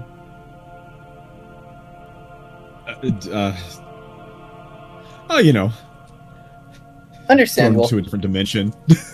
Yeah, I would say that wasn't the most relaxing swim I've ever had. There's water? You didn't have water? As you turn back to point towards the water, you see that there's nothing there. It's just white space forever. I look at him and I go. I kind of like look at my shirt to see if it's wet. It's wet. and I just kind of point at it and go, I swear to God. All right, and last but not least, we come to Kelsier. Kelsier, you look back as you cover your ears. You try to look at Gerald one more time, and before long you blink. Gerald disappears. The entire room disappears. You see nothing but white. You blink again. You are in a forest. You blink again. It is nighttime. There are thick trees all around overhead, and a faint but familiar voice. However, unwelcome. Kelsier, slow down. No. Oh, poor baby. I slow down, grab her arm, trying to help. It feels strange. It's more clunky now. Is this normal? It's just you getting used to it. Well, okay. Let's keep going. The nearby town is close. What do you do? It's close. I just kind of walk. Okay. Make sure that we're finding our way through the trees. Okay. Go ahead and make me a survival check as you navigate through the forest.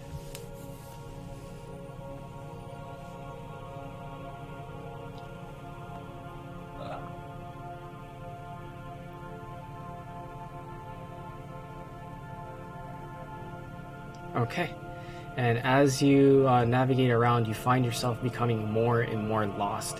It feels as if you're seeing the same formation of trees and rocks and banks and all sorts of nature around you just repeat itself again and again. You feel that you're going in circles. You start to leave marks against the trees, and you keep going. You feel so sure you're going in the right direction, only to find the same marked trees again.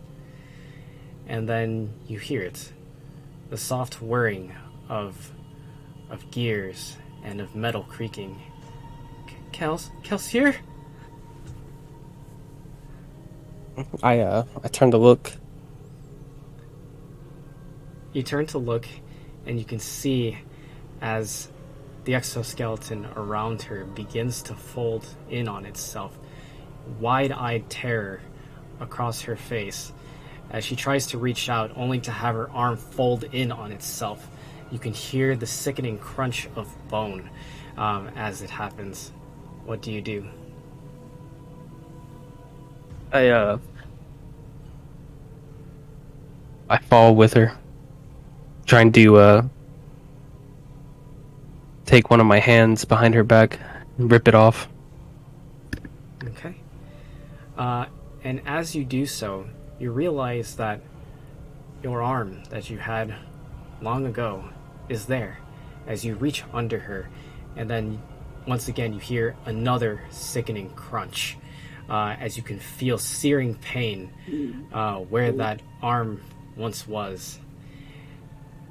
But instead of seeing a nub, you pull your arm away and you find your metal one in its place. And as you look down, you can see that she is gone, and there is nothing but an unoccupied skeleton, a metal skeleton in its place.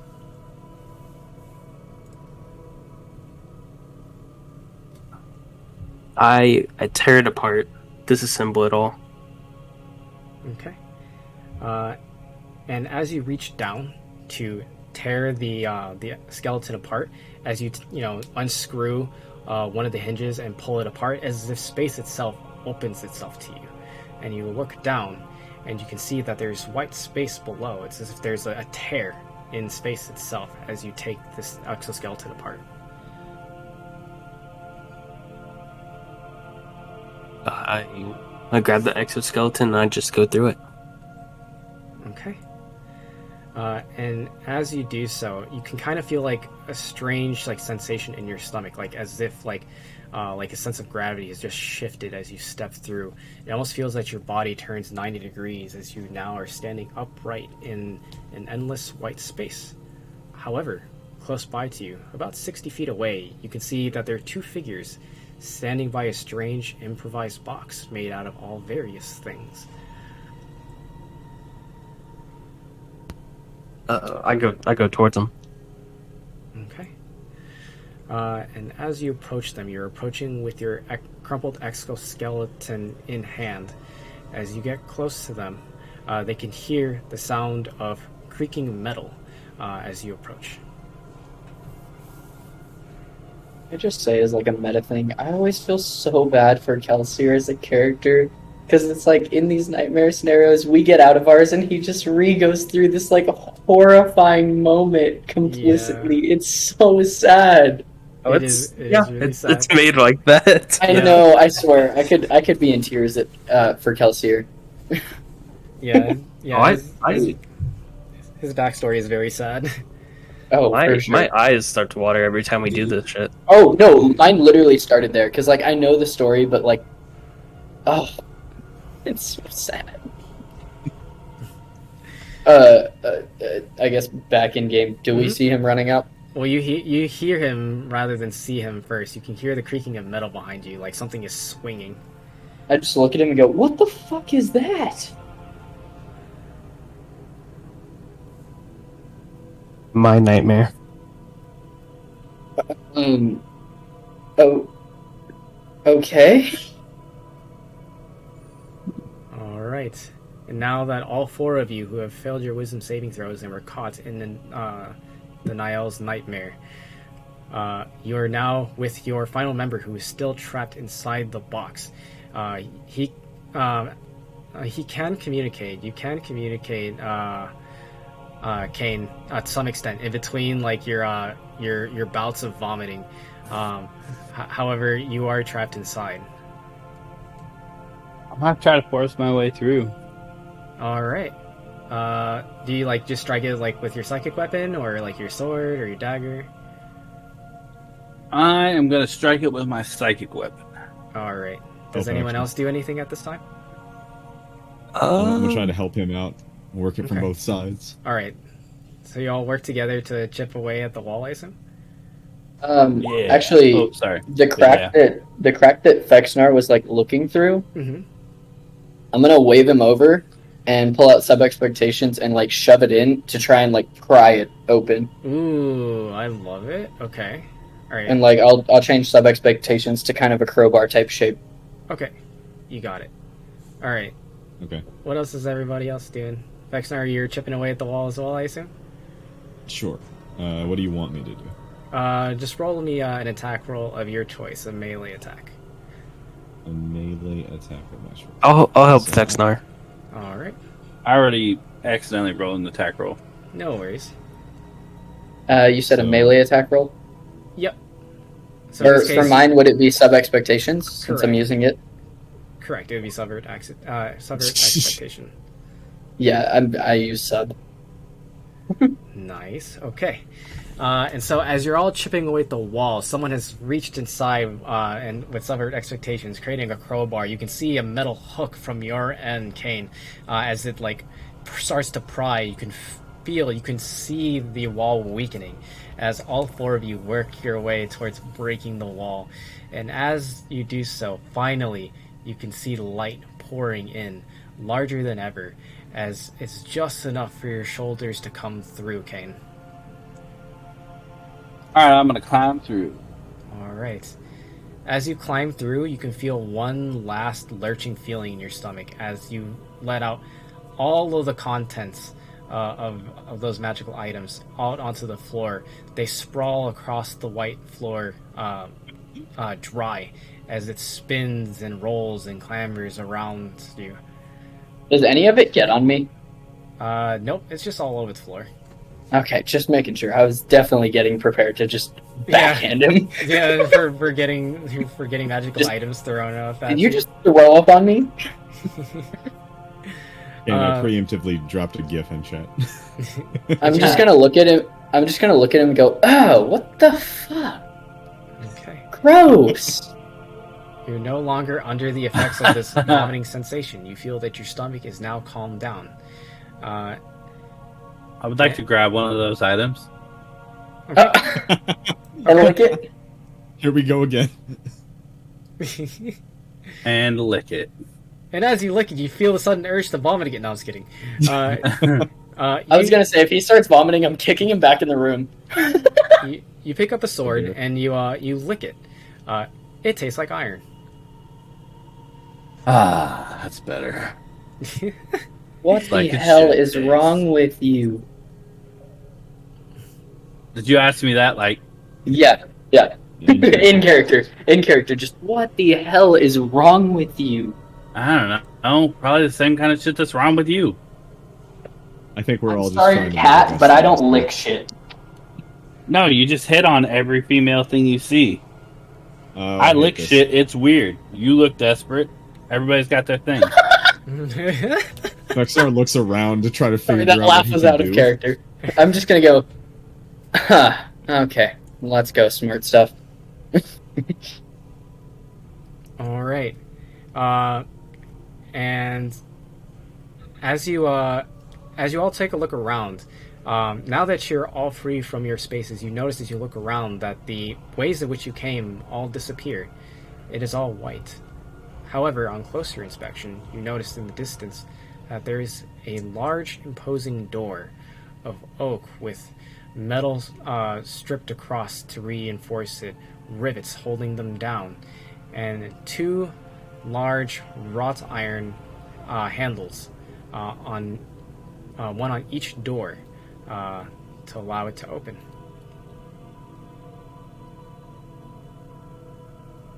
Well, I Hey, start walking. Vexnar, you toward- ever play catch? I mean, I usually pitch. I see what you did there. No, I like his answer because honestly, the thought I was gonna have was I was thinking about having him throw me. But I'm also. How far away is this door? Would you say? This door is about 30 feet away. Oh, never mind. Fuck, I'll walk. Throws him past the door. Mm-hmm. While we're walking, I just want to take sub expectations. And is Boxy like kind of on your shoulder, Fexnar? I have no idea. Where's Boxy Boxy? around? I don't know if Boxy came with me. I don't think so. Boxy is definitely with you. Oh, Okay, yeah. So Boxy's. So that's a little too real. So wherever Boxy is, Well, I'm just holding gonna take Boxy in sub. my hand, and I'm just thinking, okay, you're not an object. You're like an alive being of some kind. So I have to be actually somewhere right now. That's what Fexnar is deciding right now. Mm-hmm. I'm just gonna take sub expectations and turn it into like a mini Boxy and just hold it, like have it in the exact same position that Fexnar has Boxy. Okay. All right. Okay. Bow tie and all, by the way. Let me just Alright. clarify that. Okay. Uh, Are you all still that's approaching not- the door? Oh Yeah. yeah. I am approaching the door. Okay. I'm gonna put the exoskeleton in the bag of holding. All right. You got it. Oh God. All right. Do you open the door? Hey, at least it's not an endoskeleton. Oh God. Yeah, that's true. I'm gonna Give me that inspect image. the door at least. I want to get a read on this thing. Okay. Look around it. I wanna listen to see if I can hear anything on the other side. All right. I Go do ahead like a and perception check on it. roll me perceptions or investigations, depending on how long you're going to observe this door. I just wanna listen, Jesus fuck. see if I hear something. Ooh. I'm gonna go with investigation instead. Ooh, nice. Really good investigation. So, Kane and Fexnar, as you take a close inspection of this door, as well as, pressing your ear up against it to listen to it, you can hear the faint sound of screaming on the other side. You can hear people wailing and others yelling, "Somebody stop this madness!" Like, you can hear, the clamor of, chairs and, tables. You can hear parchment being thrown about. and you can hear one more familiar sound. It's the screaming of Geralt. I kick the door in. Oh yeah, I no, was saying, we are full bust through forcing that it door. through that door. I immediately run through. Breaching the door, let's go. Rainbow Six Siege style. I'm gonna Oh hit yeah, with my we're sword that stacking I up threw and up. all. That's what I'm like gonna we're do. stacked up and we're coming in. Okay. What was that, Kate? I'm gonna hit it with that sword I threw up. Ooh, yes, do it. Okay. Okay, so you're gonna hit the door. Go ahead and roll me an attack. You can just make it your dagger if you want. Wow. Nice. And as you strike it, you can feel that you gain a little bit of grip as your blade slides in between the gap and then catches the locking mechanism. No time for caution as you just whink, as you slice it open. You can feel the door begin to loosen as you break the lock, followed by a Vexnar who kicks the door open. Bam! As the doors swing wide. The light is blinding for a moment before you are invited by the royal purple of this room, this opulent room. As you now look around, you can see the horrors around you as everyone is running for their lives, trying to get to safety behind their guards, as well as the Greater Niall standing in the room. As you kick this door, you realize the door itself is an illusion. What you actually kicked was one of its tendrils that attempted to reach out to all of you. Go ahead and Vexnar, roll me an unarmed strike to hit this Greater Niall. Ooh, that'll hit for sure. I love that shit, dude. As you hit it square on the tentacle, you can hear the crumpling of metal as you dent its tendril. It backs it away and it screams a high-pitched scream as the tendril kind of backs up all the way into its torso for 5 damage. Nice. And you are now back with your party once again. Are we back in our same positions, or did the door spit us out at the same all in the same location? The door disappears. So, Zarn and Scholarish, what you all have seen was that when the screaming occurred, your hands to your heads, trying to ease the pain in which this screaming is causing. You feel yourself, your proprioception begin to fade before you regain your composure once again. And as you look up to look around for your allies, they are gone. For only a few seconds, as about 5 seconds passes by, before all of a sudden, it's as if a door just manifests itself in front of you. If you could even call that. It's made from an amalgamation of tentacles and ichorous black pouring from beneath it as it spreads further and further out. But before it can reach your feet, you can hear creak, boof, as the tendrils fly apart, and you can see that this wall of tendrils is a door as you now see your allies enter back into the fray. And so, one moment please, as I change the music back again. We back, boys. Ooh, do I still have my magical sword that I vomited up? Yeah, you still have your magical sword. The exoskeleton is still in your hands, and yes, Zeal, you are still wet. Oh, With a buddy, mangled there's hand. about to be a joke. Ouch. Oh, I'm not worried about the mangle hand. I'll deal with that in a minute.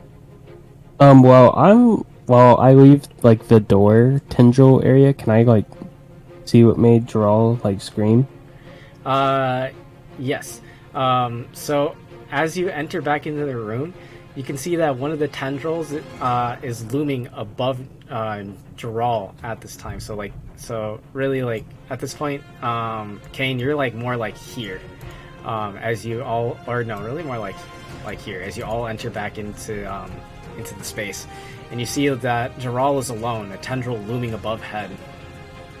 Wait, so am I back over there with them, over here? Correct. Or am I still? Yeah. God damn it! Yeah, so you're right there. Yeah. Yeah, whatever Yeah, he that's did, what I was it asking whisked you about. all away. Yeah. Like whether or not we were still in our same positions. Yeah. And so, Zarn, it is your turn once Oh. again. You look over your shoulders on either side, you see your allies have arrived once again to meet you in the fray as you hold your shield up, bracing for the worst, but now relieved. The cavalry is here. What do you do? I actually want to delay my action until after the Nihilist's turn. Okay, you got it. Alright. Vexnar, you're up. Alright. Well, do it to him. Alright. I'm gonna swing on him once. I'm gonna swing on him twice. Let's fucking go! Alright. We showed up to Dare this you fight eat me and pissed take off, me to a didn't we? different reality. You I brought like the how we all whole showed up fucking livid. party. Yeah, you guys are pissed the fuck off. Woo! We have been hitting hits today. Yeah, holy shit. Okay, here, I gotta fucking calculate that. Oh my god, what is that damage? Oh, sorry about that. I'm back. 35. Oh, it's 35 total? 17 plus 18? Well, no, but then it's not factoring in the crit damage. So then there's crit damage on top of that. Oh, dear God. Okay, wait, is Yeah. it 12 plus 6 plus 17 No. plus 18? It is 18 plus 17 plus 18. Damn. Yeah, there we go. Okay. That confuses the hell out of me. What total dice are you rolling? 53. No, what? It should be 46 plus 2d6. Plus your strength mod. I mean, that could be 66 plus, that's about 35. That's about right. But something in there is weird. Because when you crit, you double the damage, you double the dice. You double the dice, the damage dice rolled.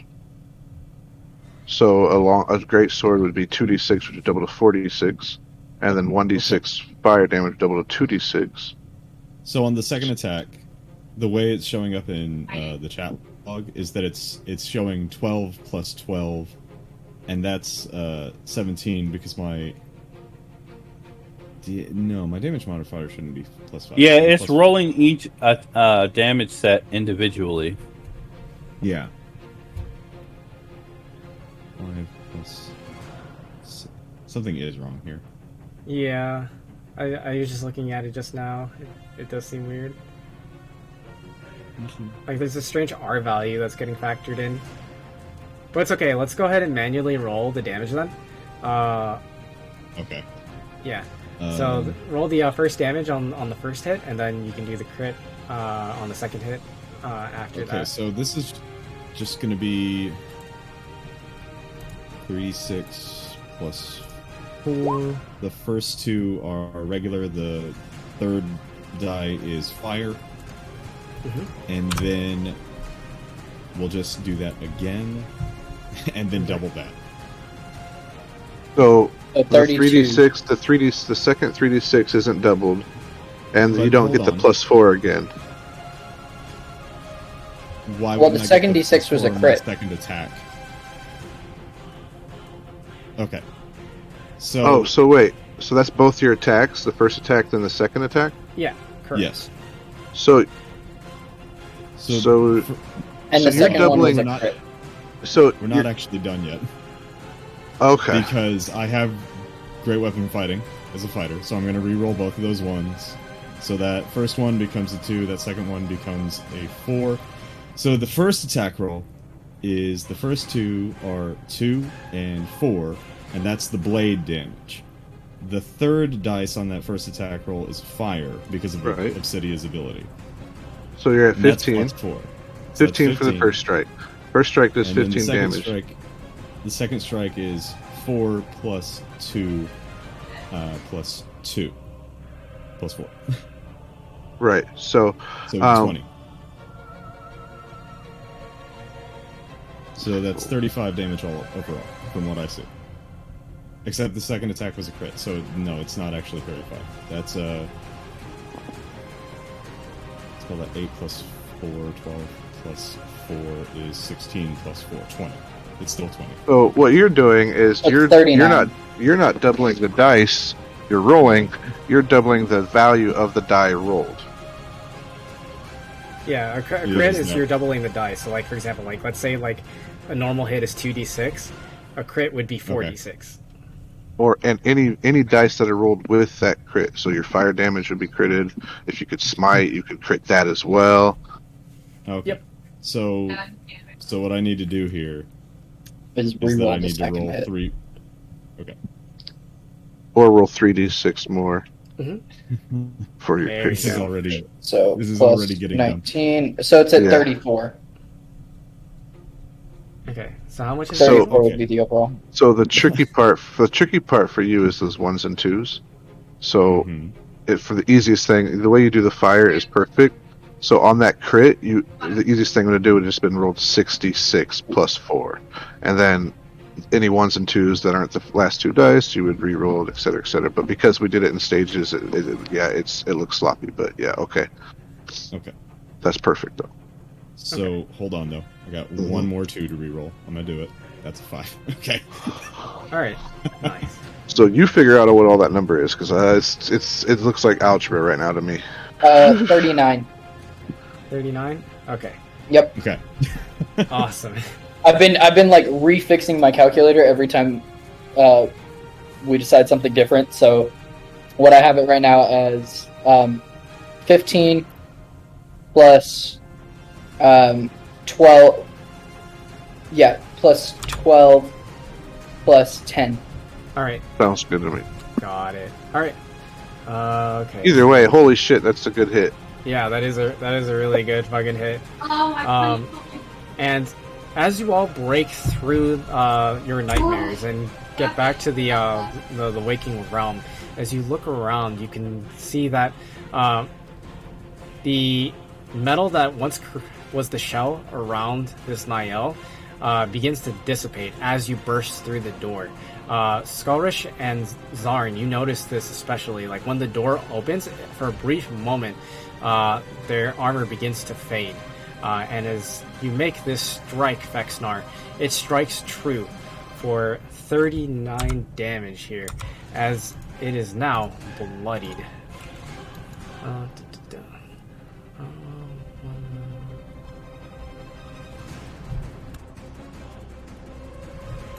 Nice. And you can see now that as you strike it true, you can see that past its ichorous black skin, you can see something glowing from inside. A bright teal sphere begins to illuminate its chest cavity. Alright. Skorish, you're up.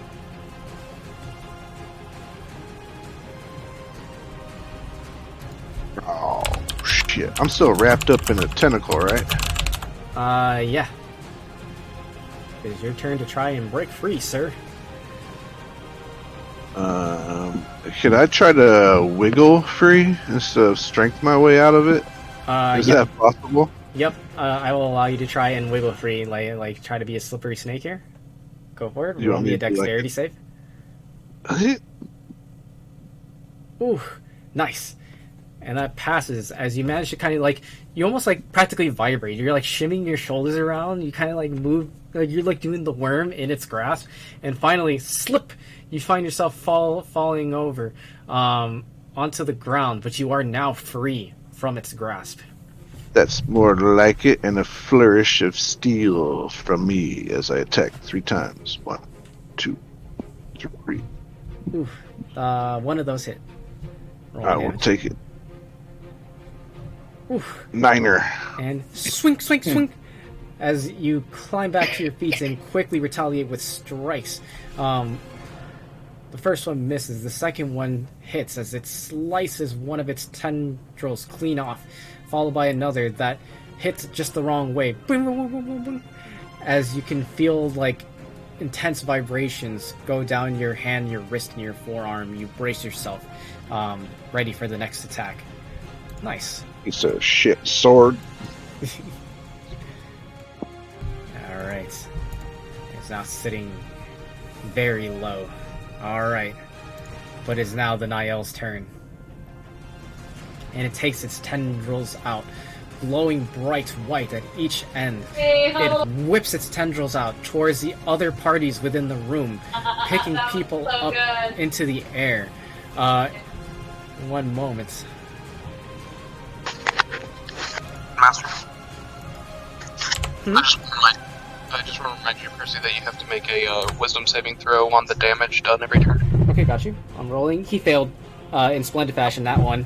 Roll big numbers, big numbers. Do it. 24. Oh my god. Oh, that's good numbers. Oh, that was really good number. Oh my god. Okay. Well, you saved yourself some from... That was a good call, by the way, because what was going to happen next was about to be bad. Alright, Yeah, he critted twice. Holy shit. yeah, oh my god. Alright. So, Zarn, how would you like to do this? Hey. As the creature begins to move, I want the paragons to attack it in unison and try to like take down its tentacles and chop at them and bash at it with their weapons. Alright. And so, as it reaches its tendrils out to try and reach for the other party members within the room, you can see as your radiant, glowing, bright white and gold all around you, as they all fly by and they strike at the tentacles. Some of them wrapping their arms around them, bear hugging the tendrils. Others taking their warhammers, bashing at them. They're all swarming around this Niall as it kind of flails its tentacles around, trying to keep them at bay, but slowly but surely becomes overwhelmed until it is then buried in angelic presence. And Did you do 86 damage? No. That was He was its rolling 6 to hit for attacks. every single one of us. It looks like everybody got cracked, but number 3, whoever that was. yeah. Yeah, 2 of those are like nat 20s, so like that was about Depending on what I would have, depending on which one I was, I might not have gotten cracked All right. because I was hovering on shield. Same here. I like how we both had the same idea. I don't think so. And so as the Niall begins to fall, you can see as if its form begins to melt away into the ground. You can see that. Are we in free action or no? In a moment. I'm actually switching music at the same time as well. Perfect. I just was asking because I had an idea of what I wanted to do as it was falling. Mm-hmm. All right. And as the Niall falls and becomes nothing but a puddle on the ground, you can see the bright teal orb is beginning to emerge from this mass.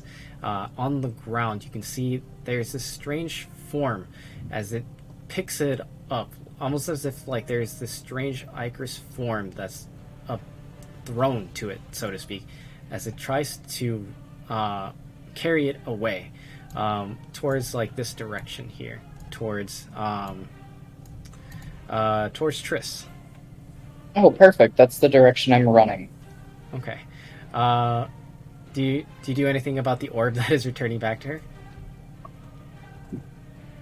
Am I about keeping pace with it? No, it's like whisking away very quickly. So it's ahead of me? Yep, it is ahead of you. Is she paying attention to it or me? She's paying attention to it. She's like, she's stooping down to try and pick it up. Oh, I want to follow right behind it with a nice good bash to the skull. Okay. And as you make your way over to bash her in the skull, she picks up the orb and she steps back onto the table behind her. And as she does so, you can see that she kind of like just like tilts her body backwards, like, you know, off the edge, and she kind of like gives you a wink, and she gives you a wave, and she says, I want to be lunging straight at her as she does this. okay. And she says, bye now, as she backs up through a dimension door, as it opens for her. She falls through space itself, disappearing. And as you dive for her over the table, I want to just slam into the stairs. yep, slams right into the stairs as you clamber That's exactly down. what I was hoping for. Yep. Like a straight miss. And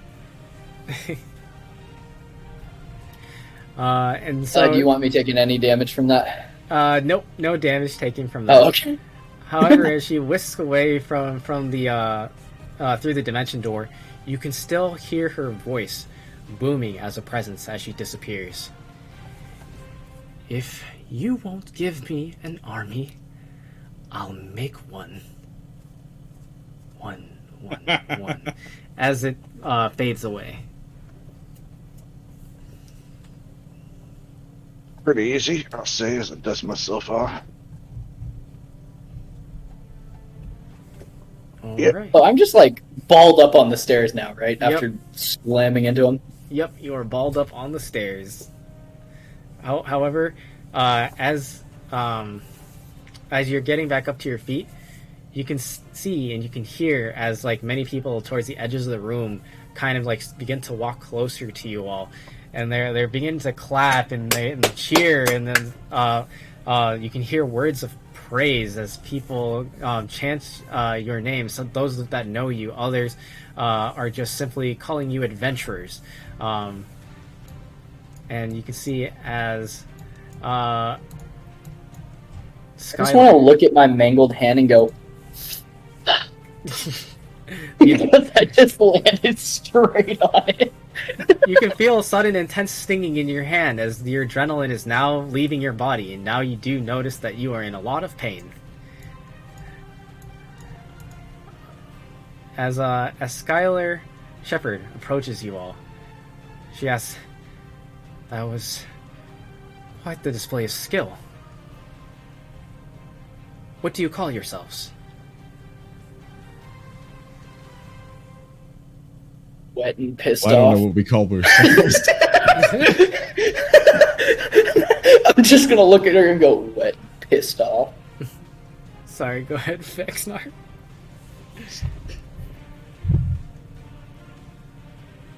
Oh. Mm-hmm. I can't speak for the rest of us. You know what we I'm call just an ourselves. We oversized decided gorilla. it. We already decided it. Does anyone But remember my the name? band bears blades.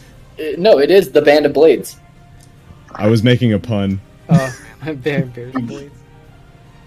No, I said I'm a gorilla, Oh. but my band bears blades. Because a group of gorillas is a band. Oh, I get you. Nice. So sorry, as you were saying, Zarn? Oh no! I had just my mic was messing up. I had to disconnect and reconnect. Oh, okay, no worries. So, you're called the Band of Blades. Well, I Is already it- know what our logo will be. yeah. So It's gonna be a gorilla holding up 2 great swords in its front paws and 2 axes in its back paws. Do you realize what you just faced just now? Pain in the Yeah. ass. Well, it was bigger than the last one. Did you just say the last one? Yeah, he did. It's the second one we fought in this week? As many days? Or has it just been one day? No, it's the second one we fought in just as many days. Oh, they're all blurring together now. Yeah. Her eyes like dart over to Jaral, and Jaral gives a solemn nod. As she then looks between all of you again and says, "Well, this is true. This is the first time I've ever seen anyone defeat that." As she looks down at the puddle of black on the ground. Oh, can they see it now? Yeah, they can see it now. It is now as clear as day. Thank goodness. And she says, "Well, this calls for proper reward, if I do say so myself. Don't you agree, Skullrish?" Yes, my lady, of course I do agree. I think some payment would be proper, and most appreciated. Of course. And then she calls Strog over, her little goblin assistant, and he kind of like disappears away. Well, look, for a it's your moment. pet. She rolls her eyes. Don't make me change my mind about giving you a title. And she says, Excuse I me, want to what? give the most snarky ass salute. Yes, ma'am. Vexlar's totally disinterested. Oh, I'm sorry, little buddy. Wipes some of his blood off of Boxy. yeah, and so then she turns around and she like stretches her arms out and she looks among the other dignitaries in the room and she says, I present to you all the one and only of this realm, the one and only of the Southern Spine, the Niall Slayers. And like everyone begins to clap and cheer louder for you all. As like it's like nearly like deafening. Like everyone is incredibly inspired ping where by she's your at? presence. Sure, she is. It's a standing. much better name for our group than the Bandits. Oh yeah, I wanna kind of walk up to her and whisper, Mhm. "Hey, do you recognize that box on my friend's shoulder?" That can wait till a moment. And she like kind of just Yeah, like puts but her I think finger you to can her help. lips. And she puts her fingers. For a minute. She puts her finger to Take her the lips, wind. like signaling for you to shush. And so now I can explain this title. So as a Niall Slayer, whenever you are on a job or a side quest or an interaction that involves a Niall, you gain +2 to all of your charisma checks.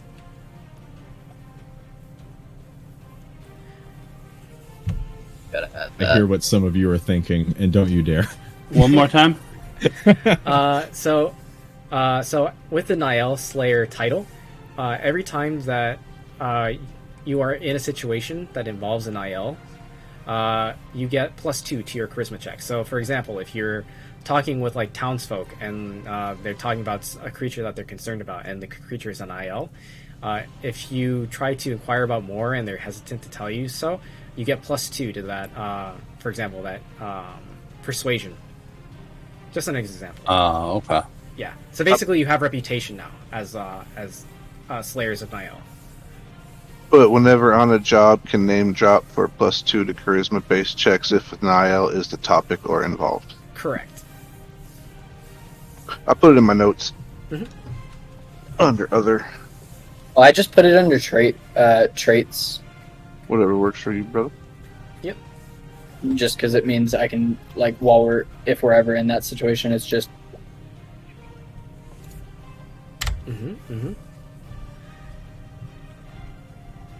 Yeah, there you go. Niall Slayer title. Is that how you spell Niall? Yep. NYELLE. Perfect. That, and I also put it at the end of my name, Hey, we love that. like in parentheses. Yeah, you can. Back, and he's like, he has a cart of gold that he's carrying over to you all. You all acquire quite the sum of money. You all acquire 2,500 gold each.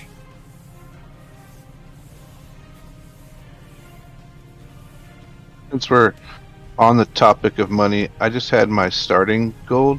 Would I have accrued anything in my 5 levels of adventuring? Yes, you would have accrued 1,500 gold in your adventures. And we just got 2,500? Yep, correct. So you're at 4,000 plus your starting. Alright.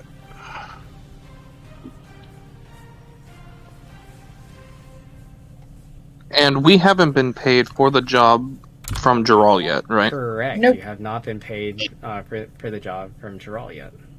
Okay. Yeah. Am I lagging for anyone else, or? You were, but You it were, cleared but up. it stopped. Oh, okay, good.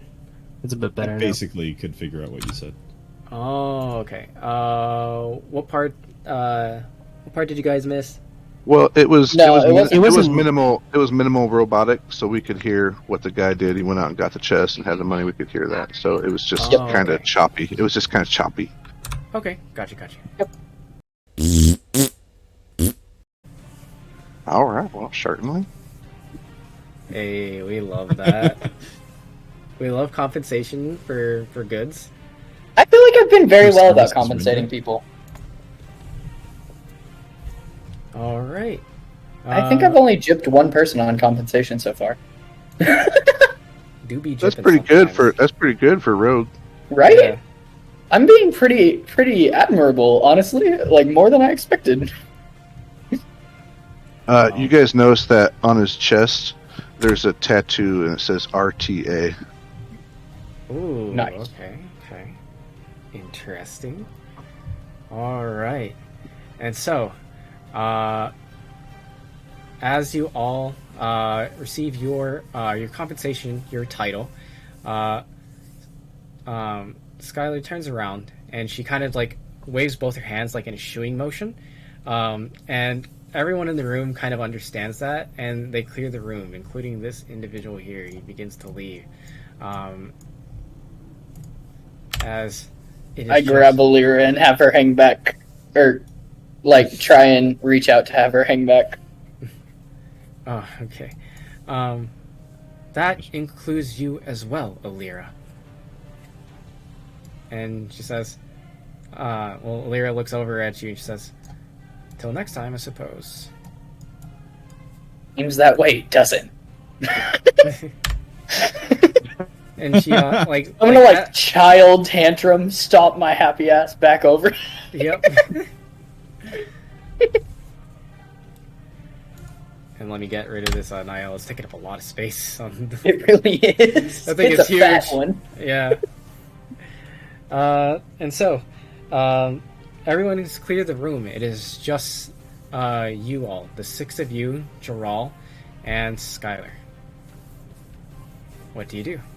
I look at her, look at the box, look at her, look at the box. And she rolls her eyes like... Vexar Yes. just hold on, I'm in the wrong thing. I was just going to take a seat right there on the stairs and just kind of like breathe deeply. So Zarn had been casting the prayer of healing for everyone, so everyone should have healed by 15. Yeah. Thank goodness. But since then, I've just been talking to Drawl, making sure she's okay. Okay. Jaral kind of just like holds her hand up, like reassuring you. She's like, I'm okay. I'm okay. I'm not hurt. I appreciate it though. Mm-hmm. This is the first time I've actually seen you heal anyone. And she kind of gives like a snarky smile, like trying to like make a joke. Oh, fuck. I was taking a drink. Fuck you. Do it when it's necessary. Motherfucker. Oh, God damn.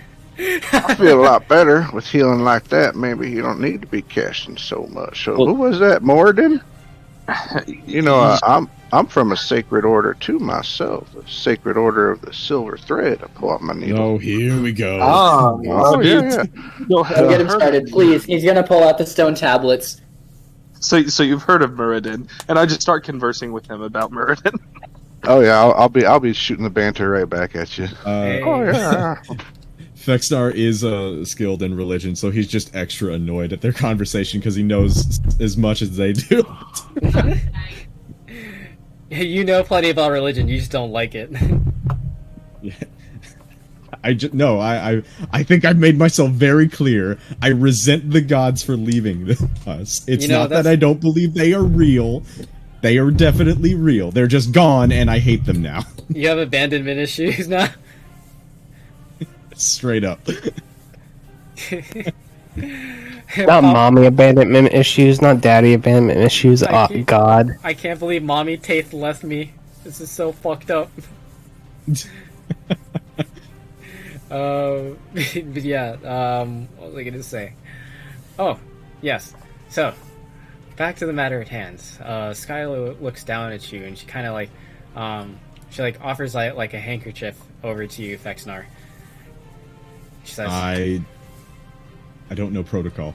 Oh, I didn't realize. I will speed, but, accept it if she's handing it to me. I keep just looking back and forth between. I her. kept saying, Kane goes over the chair and just curls up. Yeah. Oh, like a cat Taking a nap? cat nap. Yep. Like a cat do. Nice. Like what a cat boy do. You curl up into the chair and you can feel like yourself getting like sunken into the cushions. It's comfy. As he just stares at Skylar. Yep. Just like, is it like just staring at her, or are you like disinterested in, or? He's just looking at her. You can never tell with cats. It's a very blank expression. You can't tell what's going on. He's just watching. He's doing cat things. Yeah. The cushion hasn't changed. He's just like curled up into it. Like he's just like kind of like putting all his weight on the cushions, like towards like the back, where like the back of the chair and like the seat meet. But Skylar then says, and she that's a very interesting box, and she kind of like reaches out, and Boxy like immediately like kind of just like kneads its like side against her hand, and he purrs. Well, that's a new one. I just look at him and go, "Oh my god, he's so adorable!" and then I just take Sub Expectations, which still looks like Boxy, and just kind of shake him, like shake my little mini Boxy. Well, anyways, allow me to give you one last reward for not only saving me, but perhaps stopping an entire war from breaking out. And she reaches into her blouse and like pulls out a key. Got like 5 more of those keys. Scarish, you and I both know this is the only one I possess. As she pushes it into one of the locks and pops it open. You now have 2 out of 3 of the locks on Boxy unlocked. Oh no, wait. This is very important. Did she unlock the one on the left or the one on the right? The one on the right. And the one in the middle is locked or unlocked? It is locked. Oh, thank God. Why? The asymmetry was going to kill me. Oh. Okay. It's going to completely throw me off my game. Yeah. Now you can see that there are 2 flaps, like where the clasps were. They're like flapping up and down on Boxy now. Why do I like imagine the lock on Boxy looks like a hand, and it's like the 2 outside fingers are now up, Because and the middle 2 fingers are just stayed down over the last lock? It's because they are. Hell yeah. He's That's just such a flipping them up and baller. down now. Yeah.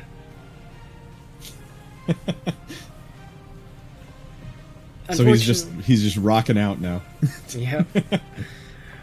Unfortunately, you'll have to get the last one at you know where. Wait, Huh? do I know where? I don't know if I remember where. Jural explained it to you before in the previous session. Oh. Oh, the one I was slammered for. Oh yeah. I mean I could explain it again to you if you'd like. I not if it would take up too much time. I'm sure I'll Okay. get the I gist can eventually. I can explain it to you later then after session. All right. And so then she says, "Well, is there anything else that I could help you with? Any questions that you have?" A sending stone?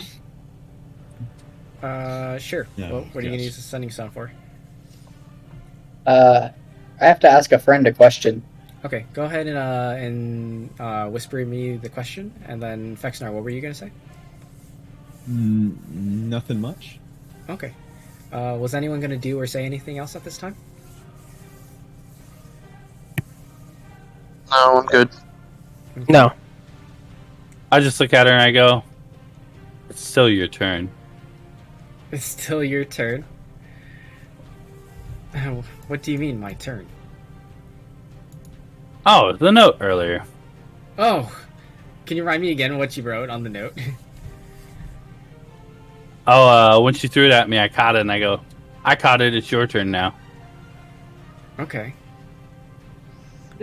So she, like, grabs, like, a piece of paper, and she writes something down, and then she throws it at you. I catch it and read it. It's her phone number. Oh!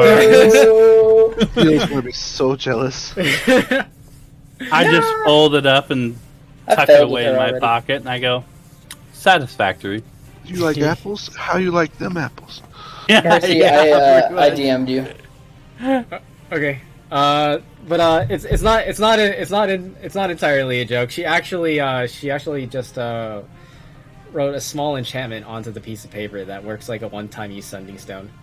It just says if you need anything, just talk to the paper. You're gonna look really stupid doing it. That's okay. It's not the first time I've looked stupid. And then I also want to ask her about the thing that I was asking the shopkeep about. Okay. Let me look at your message here. Mm-hmm.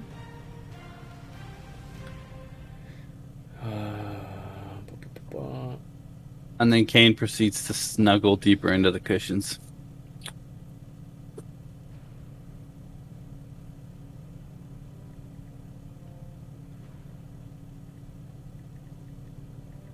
Funsies, Fexnar produces a bottle of mezcal. It casts. Oh yeah. Ooh. Ooh. All right. Nice. Get that temp HP. You gonna drink the whole thing? You're not Are sure. you gonna give me said things? Oh yeah. Hold up the bottle for whoever else. I'll go ahead and I'll tell you the location. Yep. Like after session. Cool. But he does have one. Ask her the same idea. Mm-hmm. Like, see if she also knows anything. You're asking Skylar? Yeah, I'm gonna kind of get her to walk away and ask her quietly. Okay. And she replies back, unfortunately, I don't know much about those things.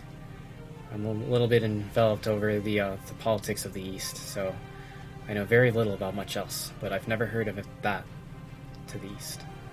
There are more beast people than anything out there. Fair enough.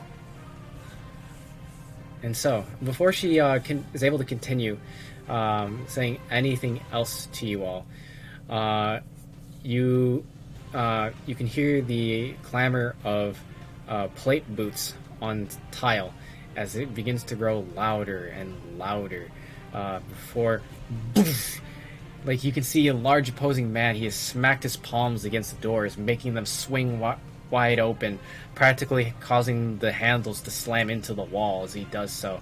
And he draw my pistol and cock the hammer. And he's panting very heavily as he has his hands on his knees now, and he's like, "Scholars, we have trouble. Bring it on." And he kind of points towards the windows, and he says, outside. Here we go again. The windows. What's at the windows? Where are the windows? The windows. Light sources. Yeah, so light sources here and here are windows. And so, as you approach the windows, you look outside, and you can see the cityscape around you. Large buildings, built tall rather than wide, and the pipes stretching outwards. You can see some familiar individuals, the runners, as they are running across from one rooftop to the other, climbing up the pipes. However, it doesn't seem that they're really delivering anything. Instead, it looks like they're running. And now you can see the billow of a white vapor as it gradually climbs up higher and higher along the buildings themselves. And down below, you can see these shaded figures as they're all kind of moving to and fro. Go ahead and roll me perception checks, anyone who's looking out the windows. So, would we know if there's a roof to this building that we can access?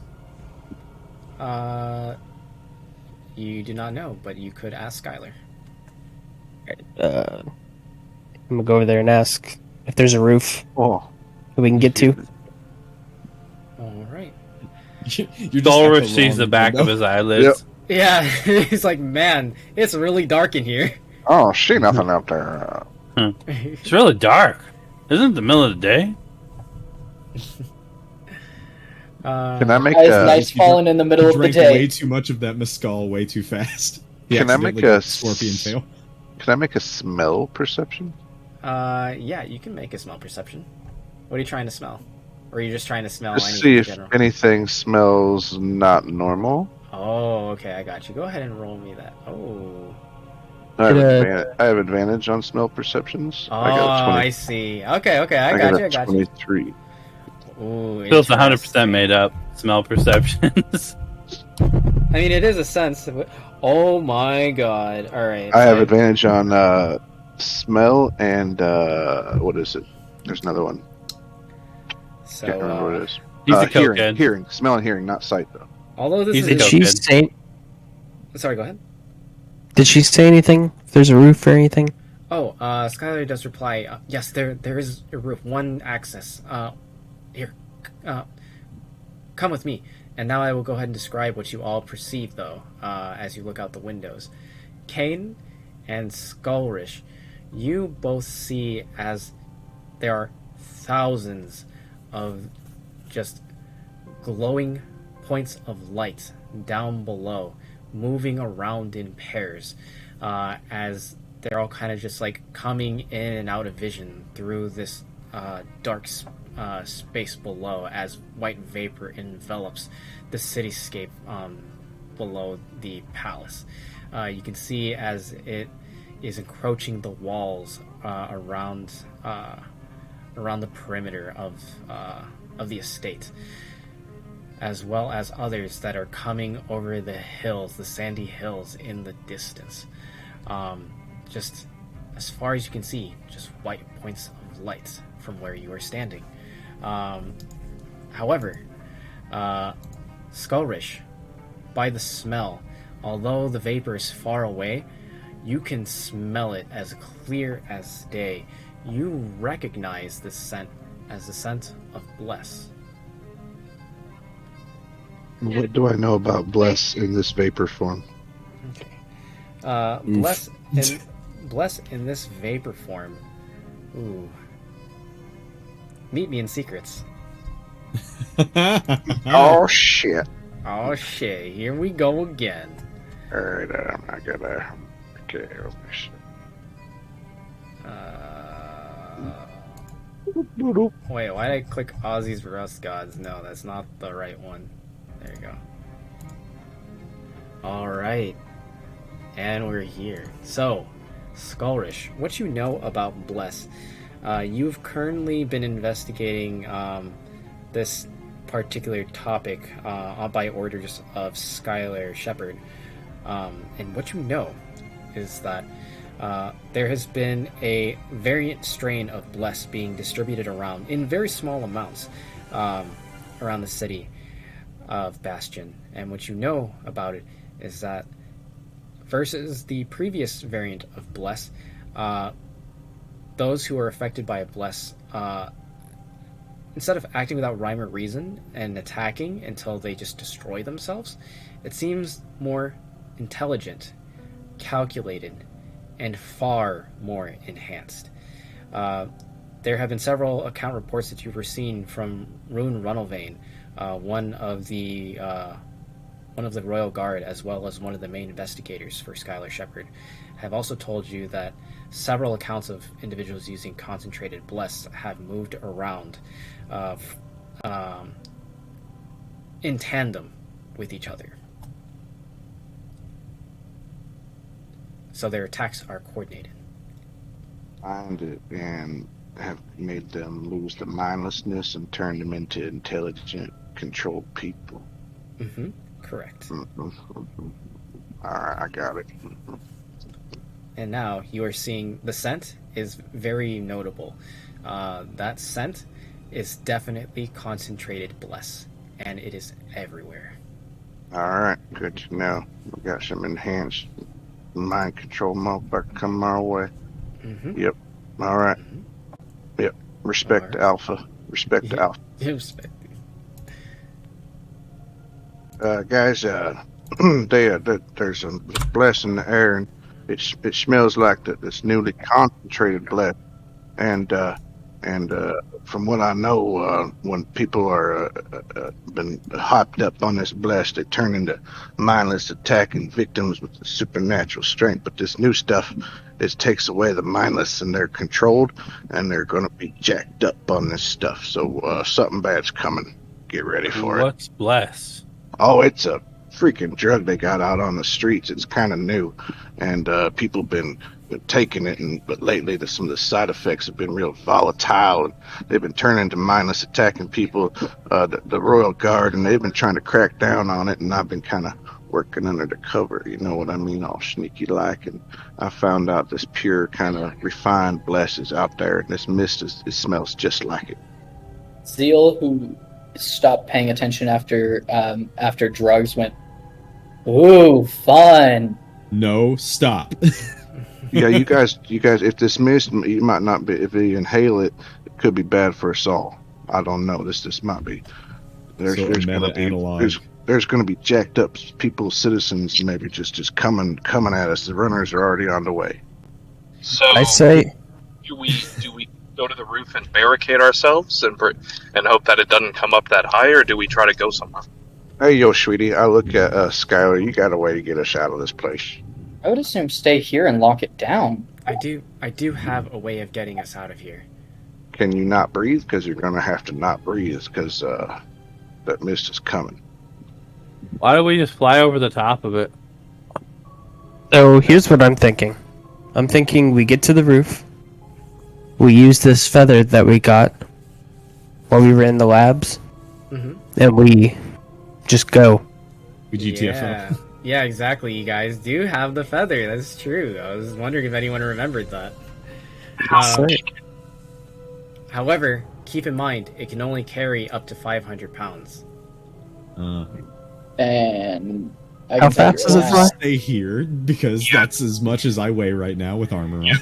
I look at Vexnar and go, "Wait, we gotta help the other dignitaries." Well, I said, fuck him. So you have some decisions to make. He is right. There are dignitaries that are still in the building. In addition, Triss Zenemek has disappeared. You don't know where she is, but it seems that whatever this is, she's involved in.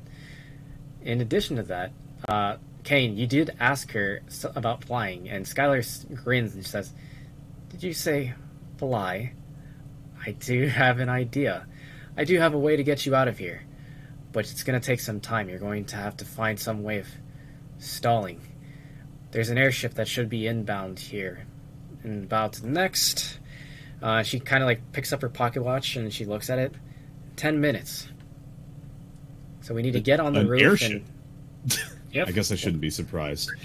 One of the three that exist in the southern spine, they rotate around in shifts, and this one is scheduled to, well, hopefully arrive unless something has delayed it. So that's definitely our best bet. I suppose we could stall.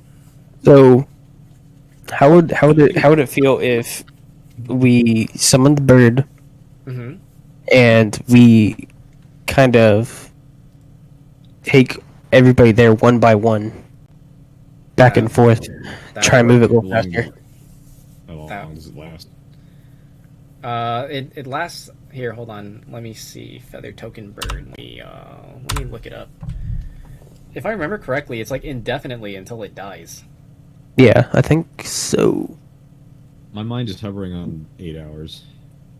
I just want to be pulling Vexnar towards the door that the other dignitaries walked out, and, obviously miserably failing because he's much larger.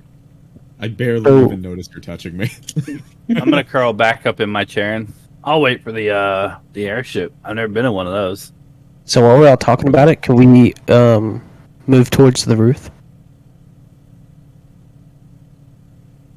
I'm gonna attempt to. So there's like people coming in that look like they're gonna try to maybe storm the. Correct. Yeah. I'm gonna try to delay them, but with my words and not my fighting spirit. You understand? Mm-hmm. I want to ask Gerald if she knows how to get to the roof. Yep. Don't we have Yeah. what's the other dignitary? Skylar, yeah. Yeah. Skylar did say there's a way to the roof, and she says, "Well, we do have a way. It would be," and as she says this, you can hear like a faint sound of like clamoring in the distance. You can hear doors being forced open from down the hall, followed by a guard yelling, "They're coming!" Alright, so I'm just going to say, no time to think about it, let's get to the roof. Yep, and Skylar says, "Never mind, new idea." Sorry, go ahead. I'm gonna go to the door that leads out of this place. Okay. And be on the outside of it. I'll shut it behind me, so I'm gonna give the guys a little extra room.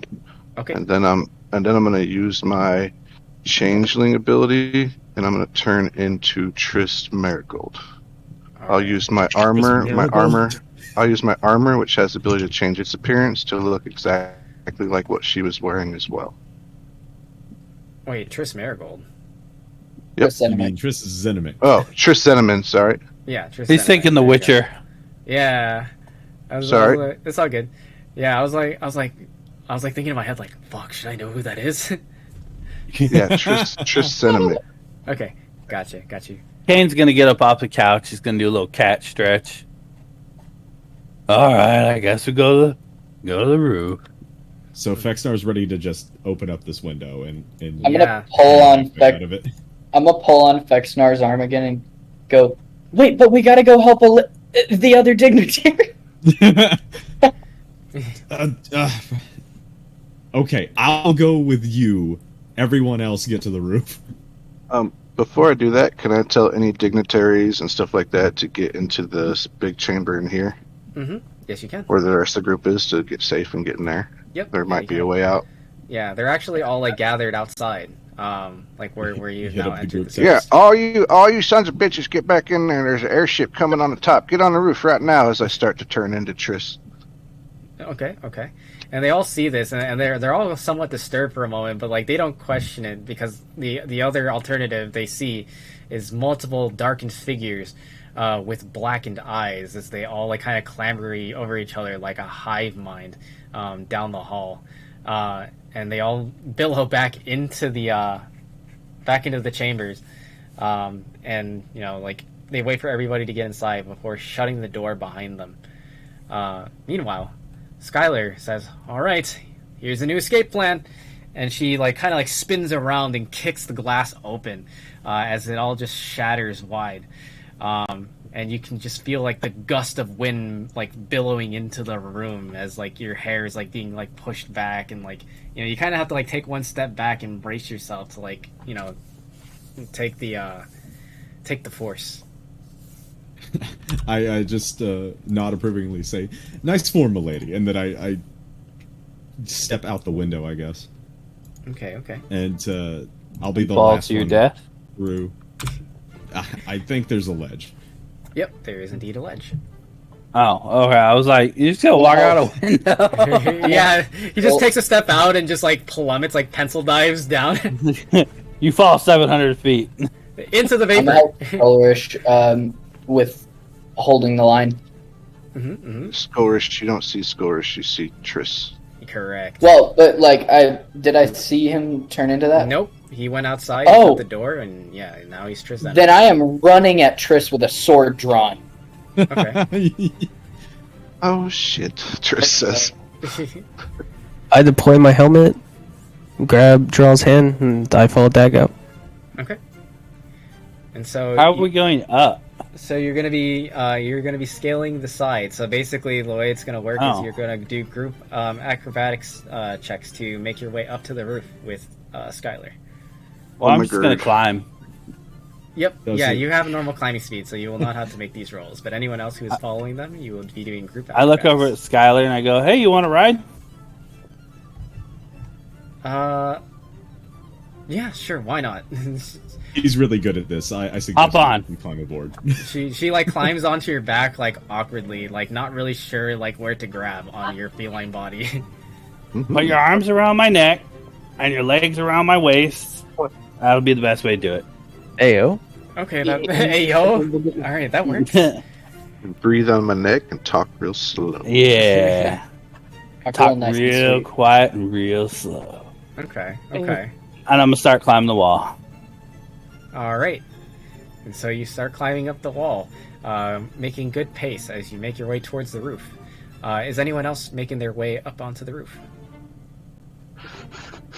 Yeah. I'll go out the window last. Yeah, I'll go last. I'm gonna. One of y'all could that's kind of what get I up was there and thinking. secure a rope to make it easier. Mm-hmm. I could just ferry people back and forth. That works. You can. Well, do Yeah. you have rope handy? I might actually. Let me take a look here. Meanwhile, just- while you all are grappling hook. strategizing, I'll be right back. Well, actually, I'm not over there anymore. Oh yeah, I have some rope. I have 50 feet of rope. So the big ones like Fexnar, they're gonna have to climb. I'll be fine climbing. I'm a whole lot of how cat, I'm about but to not just that much cat. attack north.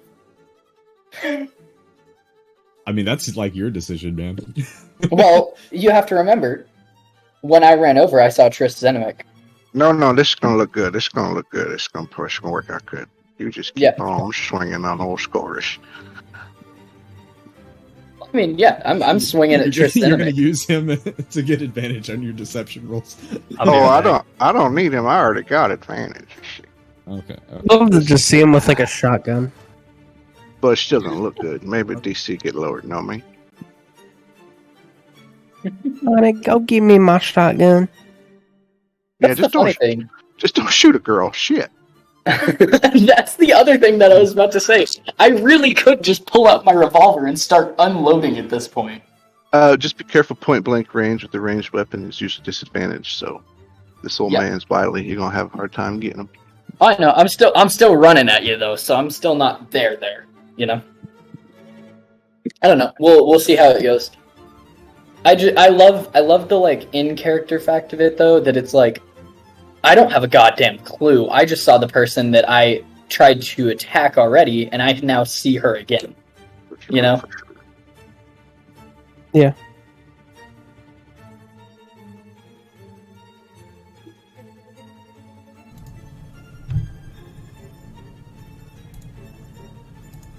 All right, I'm back. Hey, welcome back. Thank you. All right. So, have you all decided on what you're going to do? Yup. All right. What's the plan? Magoo, you can get up there first and tie a rope, right, to make it easier for everyone else. So this is yours, this is mine. Okay. I am going to, as Triss, put my hand out at those hordes of people coming at me, Z War Nation, whatever that movie is, at me, Mhm. I'm gonna just put my hand out, and in Triss's voice, I have the actor feat. I can use it if I need to, but I'm a female form anyway, so my voice will sound female. I will say, "Stop, you fools!" I'm hoping that Triss is the one that commands them. I don't know if that's true though. Mhm. I'll say they all fled out the back door through the corridor. I'll take care of the dignitaries inside. Oh. And so, Do I need to make any kind of roll? yeah. Go ahead and make a deception. All right. So let me make sure. I have advantage on deception and performing checks. I'm I'm back. trying to pass myself off as a different person, and I can mimic their speech. Go. As long as I've heard her for at least a minute, which I have. So here's my deception at advantage. I'm just going to roll twice. Hey yo. 23. All right. Damn, that was really good session. Okay. So as you do so, some of them like kind of like stand before you posing as Triss Zenomic. They immediately recognize who you are, and they all kind of like kind of surround you by the door in like a C formation. And as you state this, they then dart past you. They make their way past, and this works for about a minute or so, as they all just run past you. You can feel like the sheer force of their feet hitting the ground, like just them running alone. They pack quite the punch, just running alone. Like, if this were traffic, it's as if semis are passing by. I'm going to use this moment just to sneak in through the door. Okay. As quickly and quietly as possible. All right. And then you go ahead and you sneak in into the door and shut it behind you. And there's fucking Zeal right in my face, right? Yep. I'm going for a sneak attack on Tristan. Okay. Do you say anything before he attacks you? Oh, well, it sounds like Tris, because, I'm in character, so I'm like, oh, shit. Yeah. But instead of, oh, shit, it's, oh, shit. Mm-hmm. I imagine I don't have much time to say anything else. No, he attacks you pretty quickly. Okay, go ahead and roll me an attack. I already rolled it. Oh, okay. Does a 12 beat your armor class? It does not. Okay. So you Wait, is it Hmm? a finessed or ranged weapon? So it's a 13, not a 12, but I don't think a 13 beats either way. No. Nope. And so you swing Subvert Expectations out. You slice diagonally, and as Scarlet is saying, "Oh shit!" he just kind of steps sideways and just like dodges your attack easily. You dirty He's like, fucking aha, fuck boy. bitch. Oh, man, respect the alpha. I'm going to return back to my normal form as my When he action. says respect the alpha, I just kind of pause for a moment and look really confused, since I've already heard him say that once as Skullrish. Mm-hmm. Yeah, you watch her dark hair turn silvery white and start to have a little bit of a curl to it, and then all of a sudden she grows facial hair as she turns into Skullrish. His armor will change back to the leather armor and the silver silk shirt. Not the silver shirt, but the silver shirt. So, Percy, I have a question. When I missed, did I fall on the ground? No, you did not fall on the ground. You I didn't fall to the ground. You just swung it hard, and now you're kind of like stooped over, and the tip of your blade just kind of like nicked the ground. But now you're just like kind of stooped over like a gremlin, looking up, like really confused. Looking at this happen, I'm just gonna turn towards the floor and just start gagging. Just. It's gonna be our secret. Oh, we get you. Come on, we gotta go. I didn't buy us a lot of time. Oh, yeah. Whatever the fuck you say. Yeah, you got to work on that right hook too. I'll say. Okay, Vexar is in the window, waving his arm, saying, "Go, go, go!" All right. By the way, Kane, you were gone while Zarm was asking this question, but he was asking you if you can secure a rope when you reach the top. Do you still have any rope in your pack? Yeah. Okay. Yeah, I secured some I rope. have some rope if he needs it. Okay. I got 50 feet, Oh, and then I perfect. climb down and offer to assist the people that are not interested in climbing Yep. or are unable to. Awesome. More than enough. So- All right. So you're helping with the evacuation of the room, getting people up to the top then, correct? Yeah. All right. You got it. All right. So Kane fastens a rope to the to one of the fixtures on the roof, and drapes the rope all the way down. So now you all see rope as it uncoils itself in front of the broken window. As people start to climb up, you see Kane then follows up by climbing back down and relaying back and forth, kind of to speed up the process. Is anyone else doing anything at this time? Have I Climbing up seen the rope. Triss pass? I just want to do. Or not Triss, Alira? Nope, not yet. Sorry, go ahead, son. I was just gonna say I wanted to do help actions that are could help people climb if they're getting help. Okay, you gotcha. So you're Well, the ones that are unable to climb, I'm burying them up top. Okay, you got it. There's just the big boys like Vexnar. Yeah. And And then- Vexar's gonna wait till the end because there's got to be somebody to catch Zarn if he falls. That is very accurate. Higher than possible. I'm quite heavy. Yeah. So Zarn, you're like using, I'm you're quite like getting strong. people. You're giving people guidance and also kind of like, kind of hoisting them up onto the rope and like kind of just helping any way you can to get people up. It's speeding up the process exponentially as people are making their way onto the roof. You can hear You're giving everyone their penances. Mm-hmm. I do want to be careful to make sure that at least a couple people in our group are up there before we send Jaral up there. Okay, you gotcha. She would probably be one of the first people I take too. Yeah, Okay. so we need to make sure that at least one other person in the group is going to be up there waiting with her in case something happens. Okay, is anyone else going up there then? Zeal Yeah. or Vex. I'm- Can I right with carry Jaral. Sarn or Zorn? Zarn. Is he a little too heavy? He's a little too heavy. You might be able to do it, but you'd have to do an athletics to get him up there. Oh, Yeah, I mean, I'll just use the rope. You can just help me climb up with the rope, but we'll do that last. I'm a toe cat. Yep. Okay. And so, you go ahead and you do that then. Alright, so who's going on the roof with Jaral? I am. Got it. Alright, so Kelsier will be on the roof with Jaral. And then, Kane, you're bringing Jaral up, you're carrying her up, and then I'm assuming, Kelsier, you're making your own way up the rope? Yep. Okay. And so, you both make your way up, you up the rope and Jaral upon Kane's back, and you both reach the top, holding your positions up above. It is at this point, Zeal, that you do see Alira make her way through the crowd. She finally gets towards like the front of the line, so to speak, to make her way up. I just released kind of a breath of relief, and then is the question North? Is this Scullerish right here? No, that's No, Kelsier. I'd be over in here trying to help dignitaries getting in, waiting to see if anybody busts through that door. Okay, is this the door we're protecting? No, I think it's down here. I yep. think it's down here. Yep, to the Or south. is it up here? It's to the south. Okay, I'll it's ping down it here. for you. Yeah, okay, I should get down there. Okay, then I'm just gonna post up right here and just ready my sword for a Yeah, fight. you got big balls. I respect it. Okay.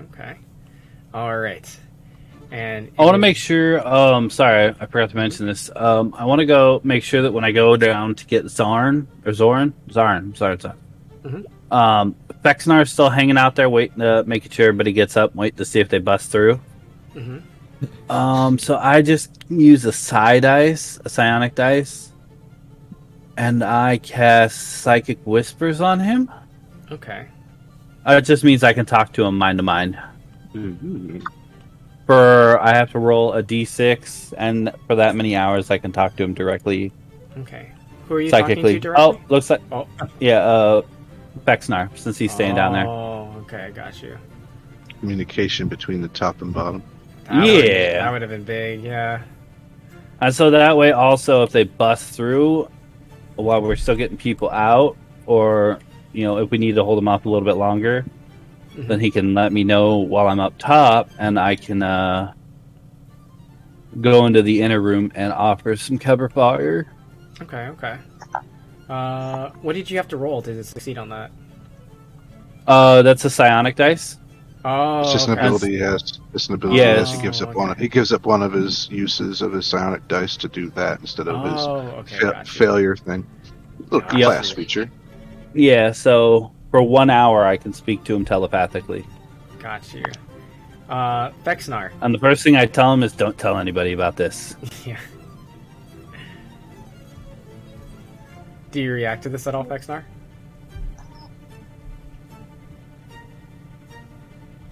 Hello. He's stunned into silence. He's really selling the role really well here. His lips are sealed. All right. And so the crowd is beginning to thin. There's only a few people left within this this conference hall now. It is just you four, as well as Kane. Oh, I'm who is- sorry. I can also do it. I apologize. I can do it on people that I see. So it would be kind of when I'm at the top where I can see both him and Skylar, so I can communicate in between the two as well. Okay. Gotcha. Sorry about that. That's okay. All right. And so Skylar is not here. She's on the roof. Jaral is also on the roof. Kelsier is also on the roof, but I'll leave your token there towards the corner. Like you're basically in the wall, so that's how we'll know. And so then it is just Fexnar, Zarn, Zeal, and Scholars who are remaining in the room. It is at this point. Oh, sorry. Go ahead, Fexnar. I was just going to say my connection completely dropped out, and I have no idea what happened for the past 45 seconds. Oh, it's all good. So basically what happened was that Kane used one of his psionic dice to create a mind connection between you and him so he could communicate with you. So while he's on the roof, he knows what's going on down below. Kelsier is on the roof as well, guarding Jaral. Skylar Shepard is also up on the roof. So it is you four as well as some remaining dignitaries who are making their way up. The crowd has thinned quite a bit, so the room is almost empty. But in terms of party members, it is you, Zarn, Zeal, and Skullrish who are here. And so I wanna. Do we have like a moment of peace right now? Are we kind of okay? It's funny that you should mention that because in the time like they were moving people up, did we have like a moment where we were okay? Okay, in that moment, I want to have tied the end of the rope, the opposite end from the grappling hook that's connected to the rope. I want to tie that rope around like my waist. Okay. Oh, so like you're kind of just like hanging from it, like rappelling? No, like it's just around my waist, and the grappling hook is still kind of in my bag with the extra rope. Like for here in a minute. Oh, like you're basically you're anchoring it. Like anchoring it to myself, so if need be, if we need to get out fast, they can just drag my ass up by the rest of the rope. Yeah. Okay. Yep. Gotcha. All right. Sorry. Go ahead, Scars. You're good. All right. And so, it is at this time, after you have fastened the rope around your waist, you can hear the loud echo of fists against wood. Boom, boom, boom, boom, boom. Boom, boom, boom, boom, boom, boom, boom, boom, boom. As now you can hear like multiple of them just piling against the door, bashing it. As you can look at Skullrish. Let's back up a little bit. Get the fuck out of here. You know, some of these dignitaries might just have to die. You know that's not gonna happen, but just come on, let's go. So I'm gonna still get posted up right here, and I'm gonna look at Zarn and just go get out. Okay. And then okay. I'm gonna hand come on, Morden lover. I'm going to hand Fexnar the end of the grappling hook end of the rope and tell him as soon as everyone's up, I want you to pull this and drag my ass up behind you. All right. Okay. Okay, so you're all making your way up to the roof? Yeah. I'm standing down and letting everyone get up first and then letting them drag me up. All right. Oh, so noble. You got it. All right. And so as you're all making your escape, you can hear the wood splintering across the door. You can see small seams become larger and larger before the door begins to split open. You can see countless faces as they reach their way through, sticking their heads out through the gap. Some of them growling, others of them yelling, but regardless, all of them pushing in unison. You can kind of like... It's almost kind of like a heave-ho motion as the door kind of like caves in on itself and then kind of returns back to normal as they kind of like rock back and forth, working their way to burst the door open and to finally crack as the doors swing wide. A plume of bodies pile over each other as they begin to fill the room. And is at this moment all of you make your way into the room except for Zeal, who is standing there watching as they all begin to pile in the room and start to encroach on his position. Do you all pull him up at this time? Fuck yeah, get that kid out of there. All right. I'll stand over the top of the window, kind of like an Overwatch, pull out my bow. Gotcha. And so, as you're all kind of in tandem pulling the rope, hand over hand, zipping him up, Zeal, you can feel your waist begin to tighten for whoop, as you start to get hoisted up quickly. They're running in, right? Yeah, they're running in. As I start to feel the rope pull, I'm just running at this window and leaping out of it. Okay. because I know that it's time to go. All right. And as you jump and leap out of the window, you feel the rope tugging you upwards. And as you're being elevated up into the air, you can feel a tight grip around your ankle. As you see now, a darkened figure has jumped out with you, hand vice gripped around your ankle. It's quite painful as he does so. You take one damage from the force of him squeezing down on your ankle as he's holding on for dear life. You all see this down below. Kane, you in particular do see this as this one blessed infected individual is hanging on to your ally. I'm gonna shoot at it. So I still have my pipe pistol, like hammer cocked from when that guy in armor originally walked in. Mm-hmm. I think it blew up, didn't it? It did not blow up. It did now. It did just jam though. Interesting. So I'm sitting here with this thing and I'm like clicking the trigger and wishing to God I could blow this guy's head off. Yeah. I'm going to shoot at it. Attempting. Sorry, go ahead and roll your attack here, and then I'll tell you what happens to your gun deal. Oh, that hits. Roll for damage. Ooh, nice. Holy cow. Sorry about that. Damn. As you fire your bow, the same effect happens. It feels like the air is being split by the arrow flying through the air as it shoots straight down, landing right into this figure's throat. As it then lets go of Zeal, falling into the depths below, spattering to the ground. And Zeal, as you were trying to fire to shoot at this individual, the gun doesn't go off. However, what's more is that you feel as if the gun is growing increasingly hot. You can see that in the cylinder, you can see a glowing teal grow brighter and brighter as the gun gets hotter and hotter.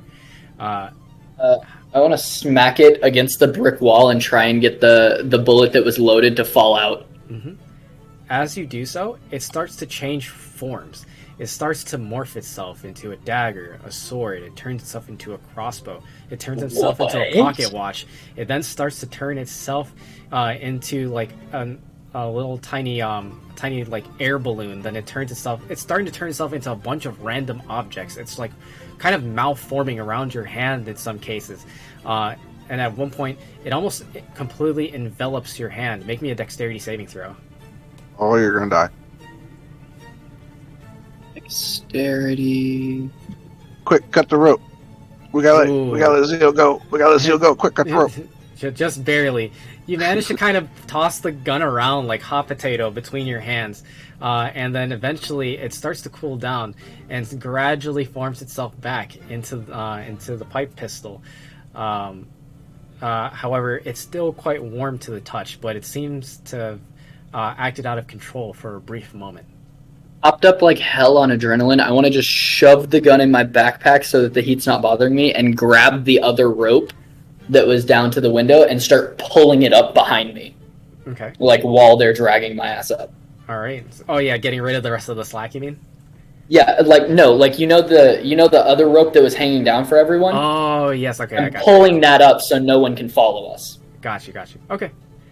All right, and then you make your way up to the top. Ankle sore, high on adrenaline, and you just saw your gun turn into a million different things just now and almost burn your hands.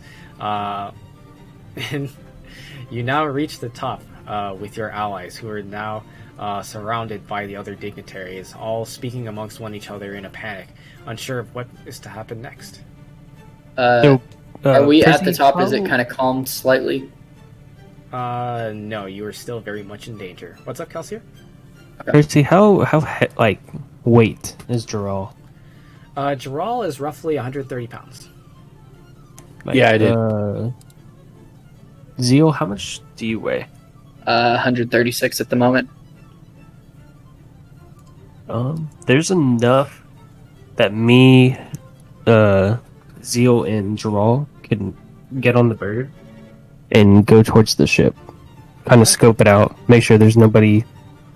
Does that Bad. include y'all's equipment weight, though? Yes, Yeah. that includes all of my equipment. Okay, cool. Okay. All right. So that sounds like a plan. Sounds like you have. Yo, what wood? I grabbed what you threw down, but it wasn't enough. Yeah, drop. Okay. There. So yeah. So if that is the plan, you're using the bird to relay 3 of you to the ship. That will do.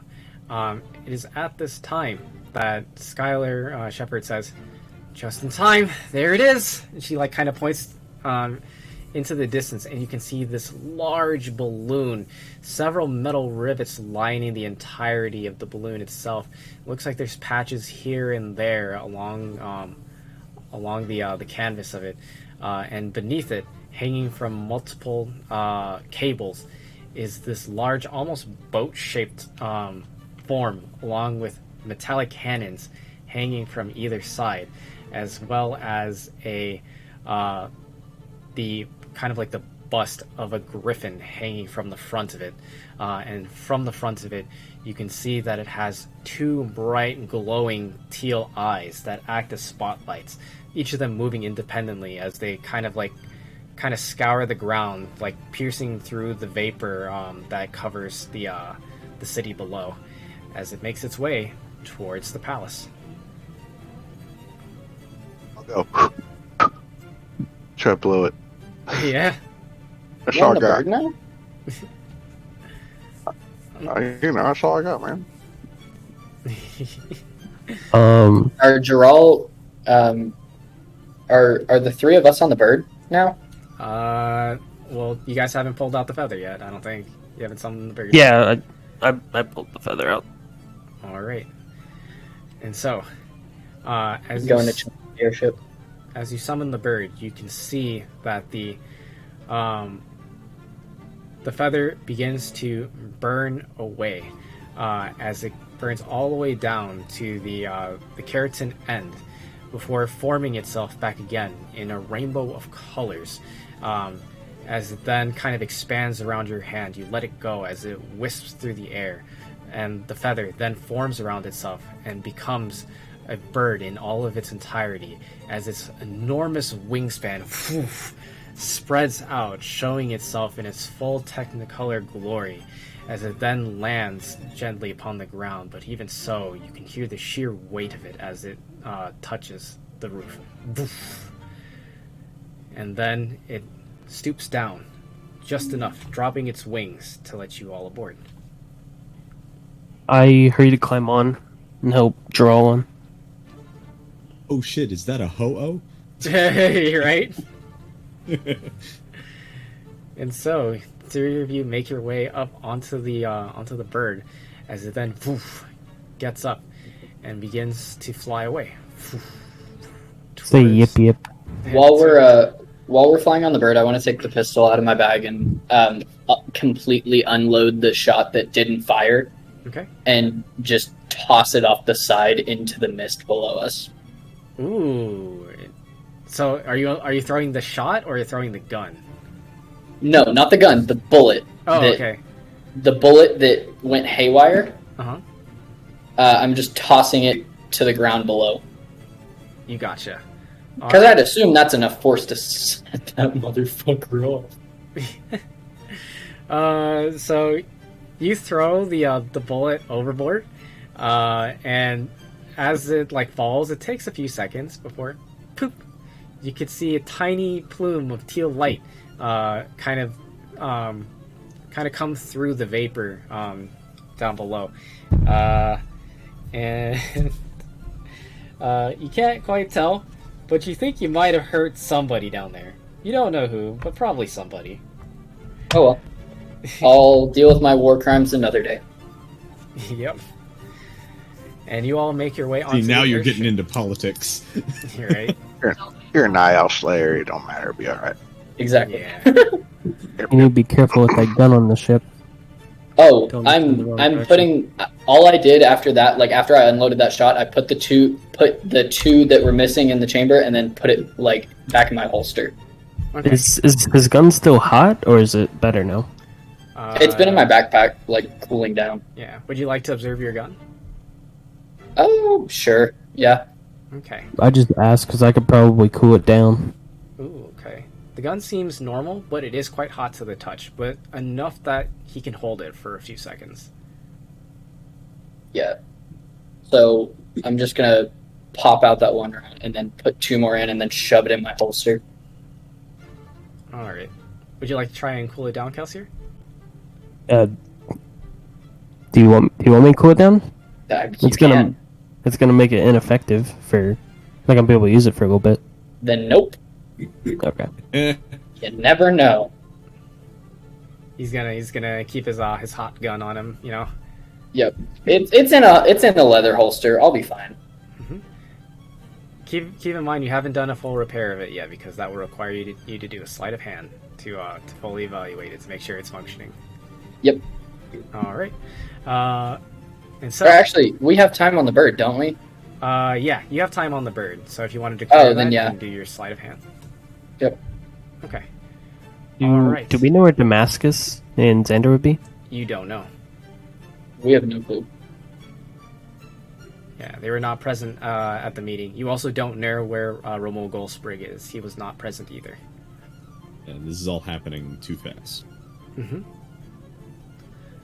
I mean, we So- saved a hell of a lot of dignitaries. You know what I mean? So That's true. You did save a lot of lives just now.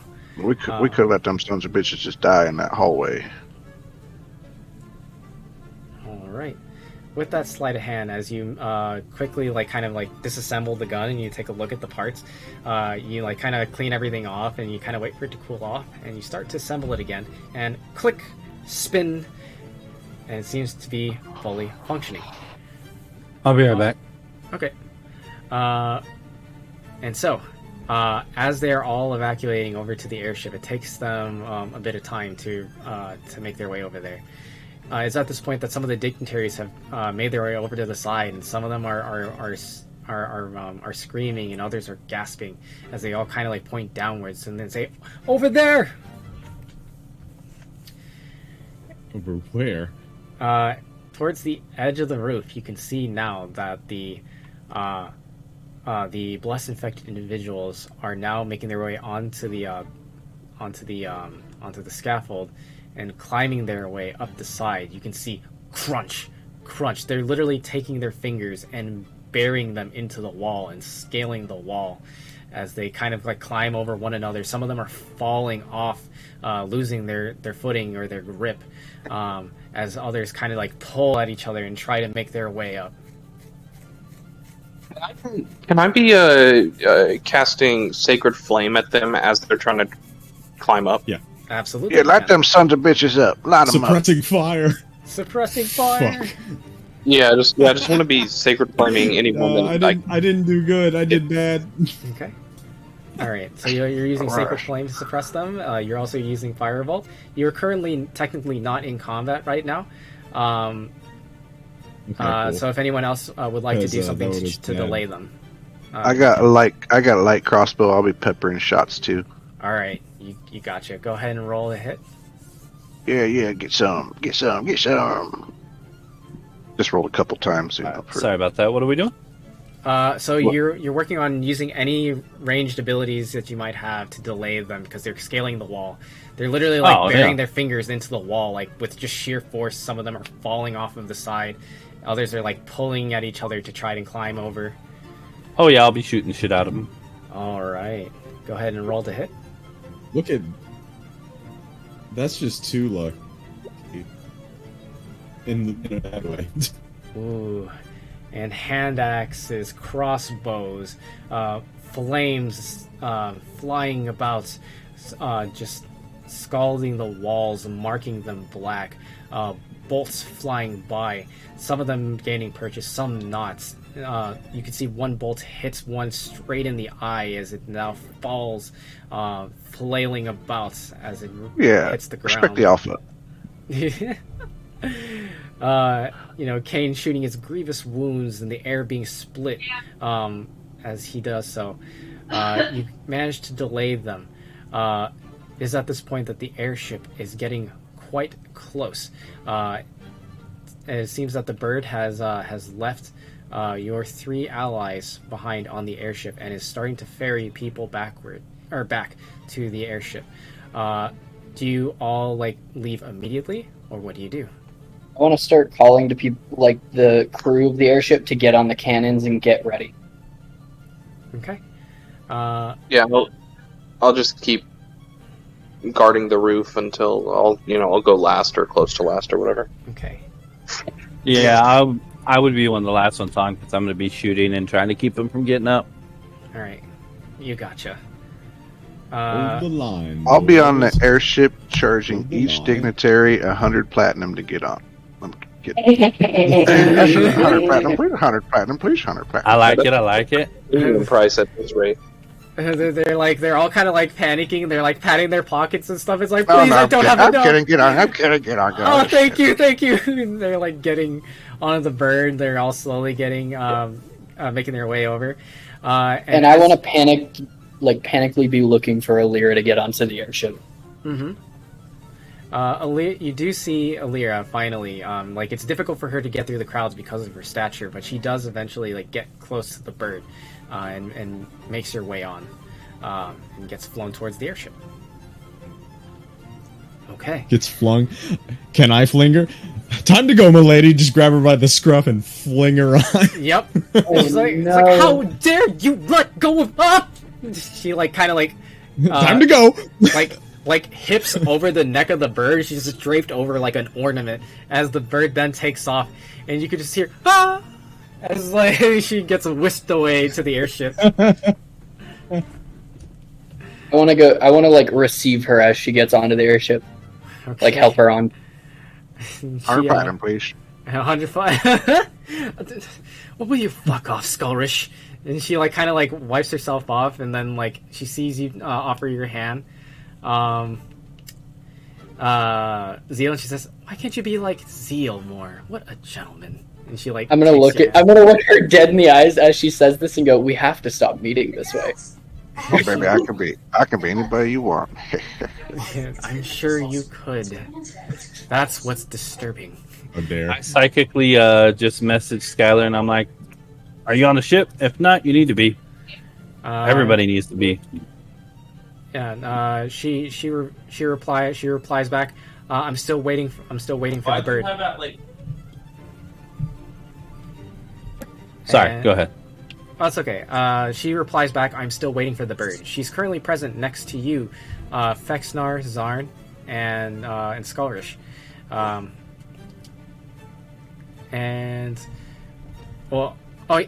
of you are still on the roof, right? I'm assuming? Or are you all on the airship? Yeah. Why are we waiting for a bird? Just We were checking out the airship. showing- Me, Zeal, and Mhm. we're checking out. Make sure there's nobody bad. Gotcha. I'm So, Oh yeah, just how are going those full cannons coming Vegeta along? and just throwing fireball. okay. Gotcha. Why are we waiting for a bird? Because the How bird are the is airship cannons coming along? By the way, So, first off, the bird question. The bird is relaying people back and forth between the airship. The airship is moving towards the palace, but it's moving slowly. So the bird is kind of speeding up the process. As for the cannons, you now see that the ship is beginning to kind of fly sideways as they're redirecting the position of the airship, and now it's cannon side that is facing towards the roof of the palace. I'm just gonna scream out to all of the people on cannons. On my mark, Mm-hmm. Yeah. ready. Fire! Are you on the airship? Yeah, I'm one of the people that went on the airship originally. Yep. And so I want to just have them fire a cannon barrage directly at that scaffolding and the side of the building that the bless affected people are climbing up. Mm-hmm. All right. And so as you do so, you hear boom, boom, boom, boom, boom, boom, boom, boom, boom, boom, as multiple cannons begin to go off. You can see that there are runes around the lips of each of these cannon barrels that are all becoming becoming lit aflame as projectiles are being shot out at rapid speed. Arcs of light that's rippling through the air as each one flies true, hitting the scaffolding. As this is happening, Fex, I don't have teammates like yours. Fexnar, My teammates are Zarn, and Skarish, you all see as bits of stone erupt around you as like dust and debris fly over the place. You can see that through all of this debris and this smoke, you can see that there are eyes peering back at you through them before being blown to bits and being thrown aside. You can see that there are dozens of bodies being thrown off of the roof towards the depths below, holding the bless infected individuals at bay. As this happens, Volley number 2, ready. And so volley after volley is being... I'm gonna keep a barrage going the whole time. Yep. So we made it on the ship yet, or are we still flying around it? Yep, you are on the ship. It is... Kane, are you also on the roof as well? Or... Yeah, I'm still on the roof. Okay. I'm gonna be one of the last ones just because I have good range. I have decent range. You got it. How far is the ship from the roof? It is now about 50 feet away. It is getting quite close. It is at this point that... Plink, chink, you can see multiple cables getting shot from the airship are now being attached to the roof as they're now kind of like dropping like nets down to allow for people to climb aboard. Now Slayer coming through. Yeah. One of the main reasons I wanted to get on the ship was to see if it was like safe for. I think we've established it's safe as I'm unloading cannon fire into the enemy. Yeah. As you're kind of looking around here, Kelsier, Dural kind of looks at you and she like puts her hand on your shoulder and says, "It's okay. I'm actually familiar with this ship and their captain. We're in good hands." And she like kind of like gives like a wink, like a How fast would you say the ship is going? It goes quite slowly. It's going at probably about 50 feet per round. Then I want to run to the captain and tell him, unless you see a single person left on that roof, do not stop this. Okay. As soon as we landed, I sent the bird back. All right. And so the netting allowing you to climb up, as well as the bird, arrive roughly at the same time. So for those party members remaining on the roof still, which route do you take? Do you take the bird or do you take the net? Who's all on the roof still? Is it just us? It is just you four, as well as some dignitaries who are climbing up the net. I'm gonna get on the bird. All right. Quick, like now, Slayer, come through. Nice. Yeah, I'm gonna get on the bird. All right. Everyone taking the fast pass? Yeah, cats won't climb if they don't need to. Fair. Okay. I think we established that I would take up half the bird's carry weight, so I'm just gonna grab a dignitary by the arm. I'm just gonna climb up. Ooh, okay. Zarn, are you taking bird? Or are you taking net? Oh yeah, I didn't think about that. I'll probably just take the net because it's, I'm about at its carry capacity. So. Oh, okay. Gotcha. I can help dignitaries across the net. Mm-hmm. Yeah, I might do that. I think I'll do that. All right, you gotcha. All right, so the cannon fire is currently suppressing any bless infected individuals from climbing up. The cannon fire is deafening overhead. You can smell like the strong scent of char around you, as you help people make their way up onto the net.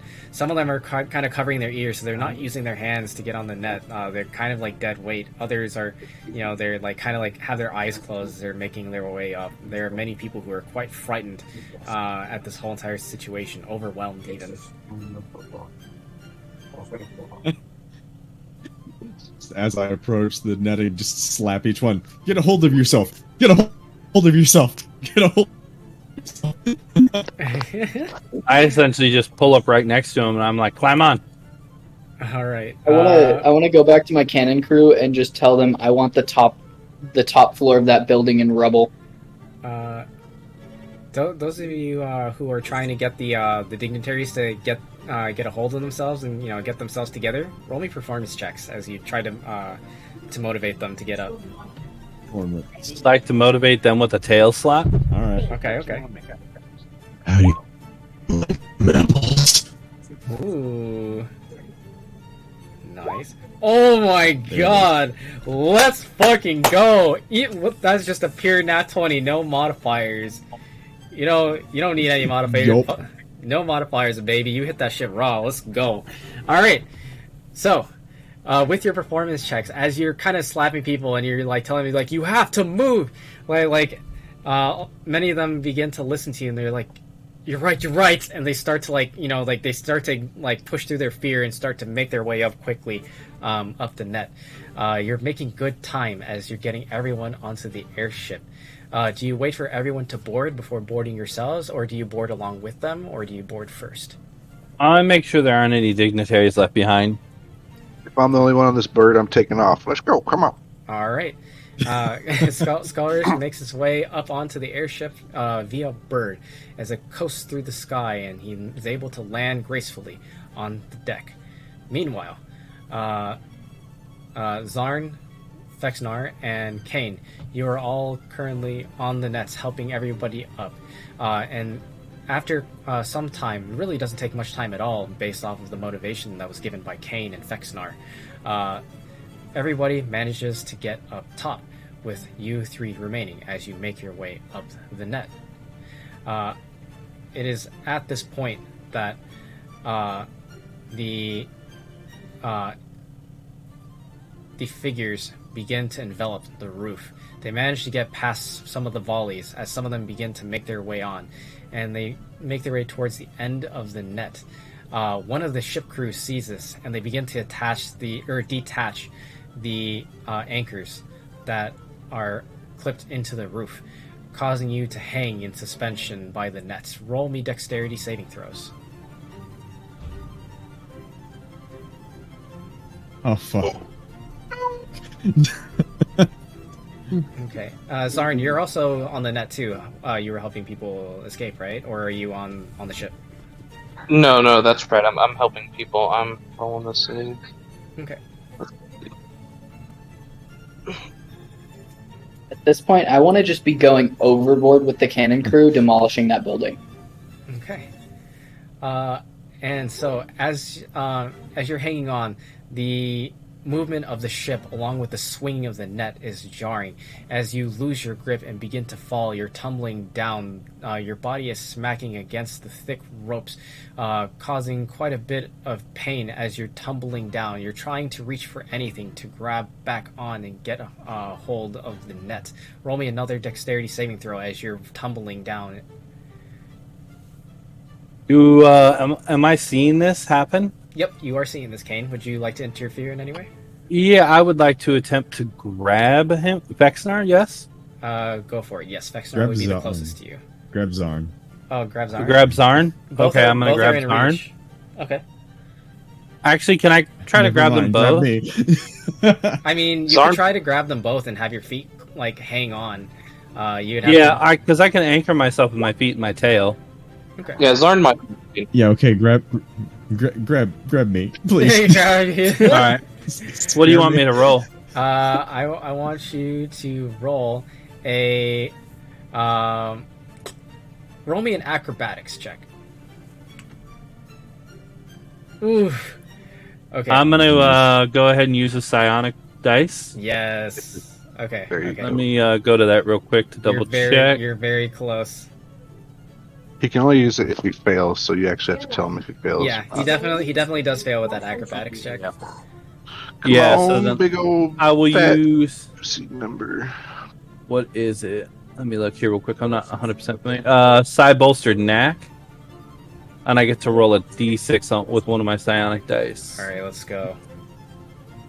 Yep. Pew, pew, pew. Pew. Ooh, nice. Okay, big. All right. So, just barely, as he's falling out of reach, he's about to reach the end of the net as it wisps off the roof. Just as you feel like all is lost, you reach your paw out and smack, grab his wrist vice tight as you hang on for dear life. He is dangling by your hand as you are now being whisked away together along the airship. Can I see this happening? Yep. Yes, you can. I want to yell at the crew, like that isn't my cannon crew. I want to yell at some of the extra crew hands, like the ones that were detaching the anchors. I want to yell at them to go help them. Mm-hmm. And so some of them start to climb their way down the net and begin to give aid, helping you, Fexnar, get a hold back on the net, as they're kind of like some of them kind of have these like strange attachments on their harnesses. And it's kind of like, it almost seems like a retractable, like kind of like zip line, as they kind of like fasten it around your waist and hook you onto themselves as they climb with you in tandem. We'll just, now that I have my hands free, I'm going to flip myself back around and grab hold of the net. All right. Good catch. Do I need acrobatics? Nope, no acrobatics. It's just to like, grab. Yeah. Oh, yeah. Yeah, grab him while also still having a hold of it. That was clutch. All right. Yeah. And so, is the cannon crew still going? The cannon crew has ceased at this point, as the net has been detached and you are all flying away.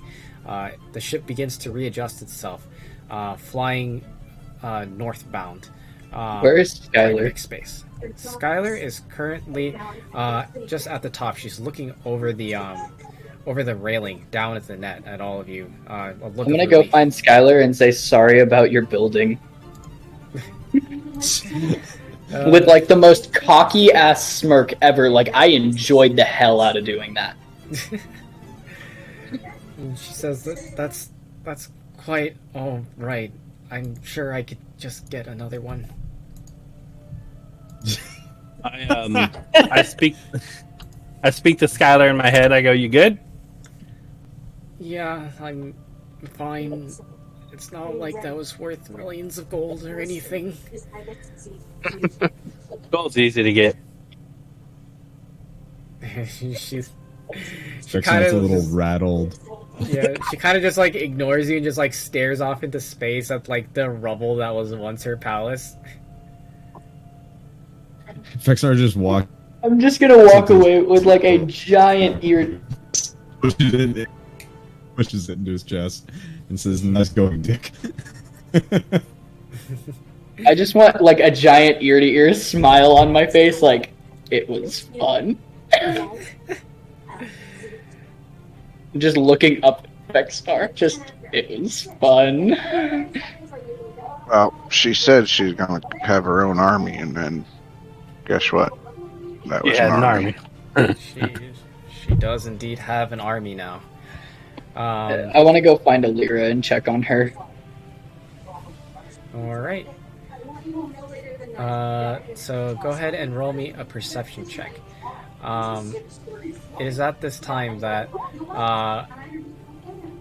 as you're looking for her, you can't see her. But you kind of like walk around, you like kind of ask some of the dignitaries nearby. It's like, hey, have you seen her? She's like, yeah, she was here just a moment ago. I don't know where she went. Meanwhile, start looking for her in a little bit more of a panic. Mm-hmm.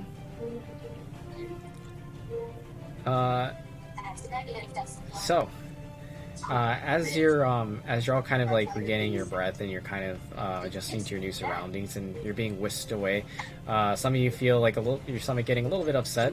You've never been on an airship before. Others of you are just kind of like taking in the sight and just like coming down from your adrenaline highs from just escaping near death from God knows what that all was. You can hear the thump of boots as someone approaches the deck.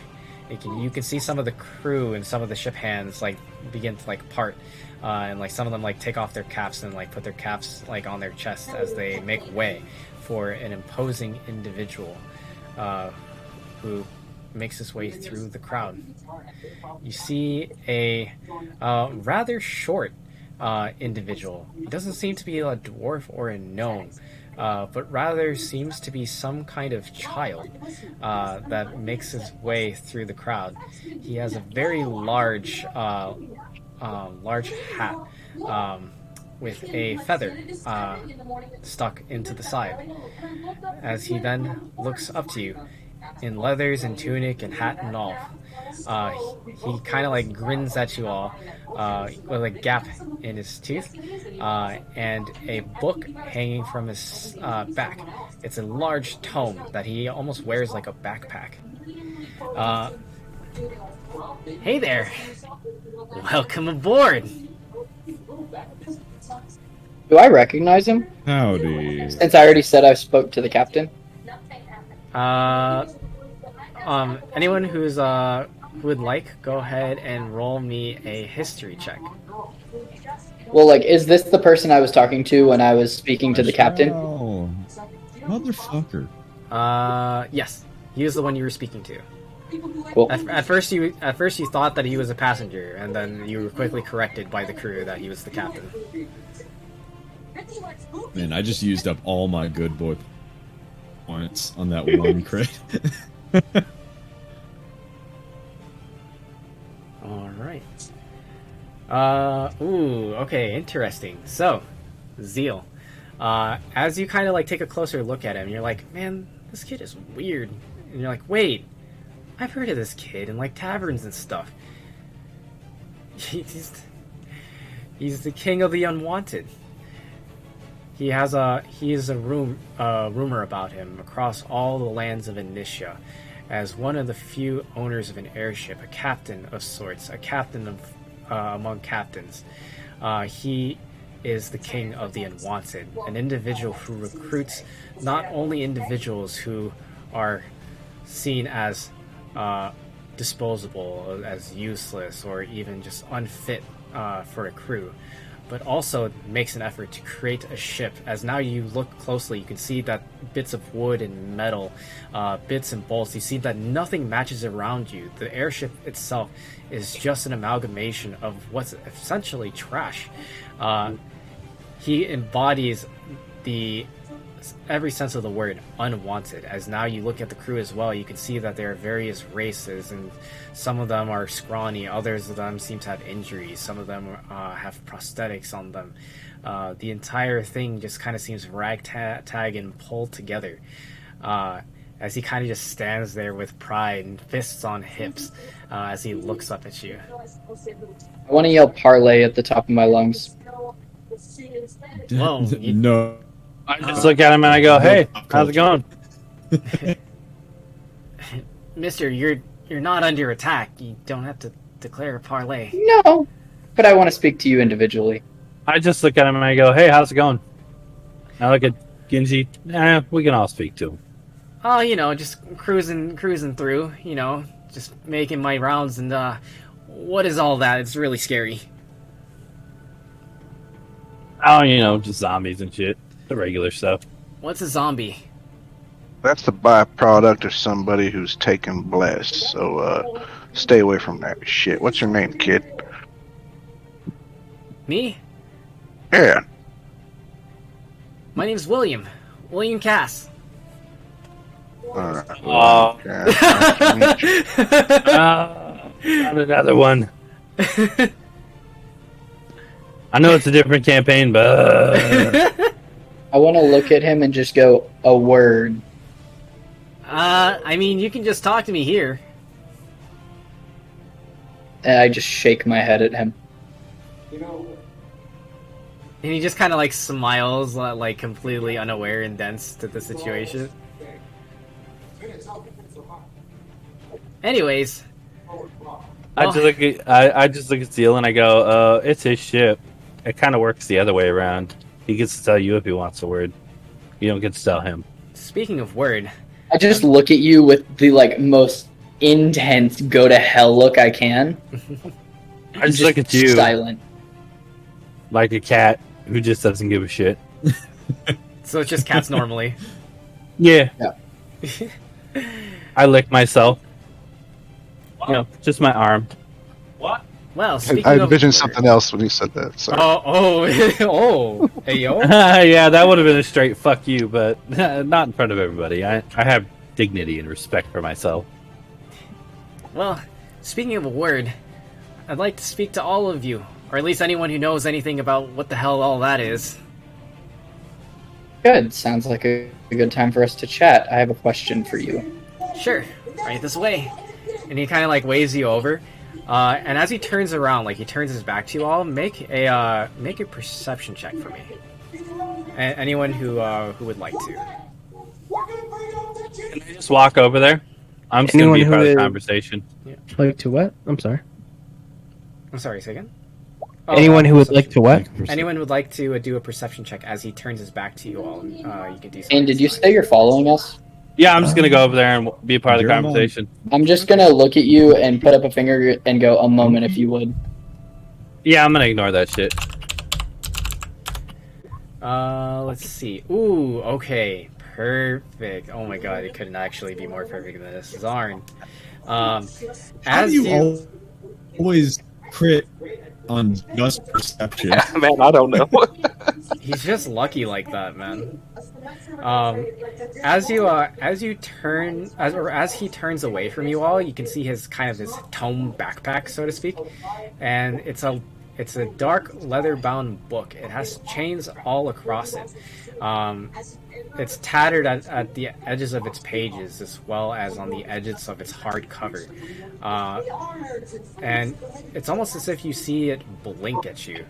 It opens its eyes and you can see it has black all around its sides and crimson red towards the centers where the pupils are. And then it shuts its eyes again. Do I recognize the book? Roll me a history check. Point it out to me. Yeah, do you mention this to anybody? Like, as you notice this? Yeah, I definitely would have tapped someone on the shoulder and like pointed at the book that's blinking at us. Okay. Be nice to me, Dice. All right. Be nice. History to checks me. for anybody who That's nice wants to me. see if they know anything. Okay. Hold on, I'm getting there. Okay. Apparently, me and pirate lore are pretty well founded. I get advantage on history checks about celestial fiends or undead. Does this thing have any relation to any of those? It does. Ooh, 20. nice. Okay. Alrighty. So, Kelsier and Skullrish. As soon as this gets pointed out to you, you know this immediately. In combination with the knowledge that you know of the King of the Unwanted, you know that this is the real brawn behind the operation. The child, in and of himself, is not powerful whatsoever, but he is regarded as a wizard in his own right, but not because of his own ability. The true wizard is the tome itself, which contains an ancient caster, a magi of sorts, who was then cursed and bound to this book. Far beyond the moments of the clash, this creature is ancient. It is unknown how old this individual is, let alone how long he's been trapped inside this book. However, this creature is now bound to the King of the Unwanted, and uses... Let me double check specifically. Oh, Mhm. also, where is the bird at now? Is it just a feather again? The bird is just chilling on the deck. It cannot return to the feather. It just exists now. Okay, cool. Oh, Yep. oh, good. Now we have to keep it alive. Yeah. Hey, at least it came in handy. You saved a lot of fucking lives and yourselves so. as a result of the bird. Use the bird now. Call you Silverwing. I'm gonna pat him. I thought it was gold. I mean, it's rainbow, but it likes the name. It kind of like Oh, okay. ruffles its feathers a little bit. But Kelsier, you know from your studies that this tome feeds off of misfortune. It gains power from unfortunate events occurring around it, and that is how the King of the Unwanted gains his power. Unfortunate events happening or that have happened? Happening. So it has to actively Okay. be happening around us. So basically, as more shit hits the fan, the stronger the king, this tome and the King of the Unwanted become. Okay. Oh, so we ought to be real strong right now. Yeah. And so like as he kind of like walks like towards like the like beneath deck, he's like, "Oh yeah, I forgot.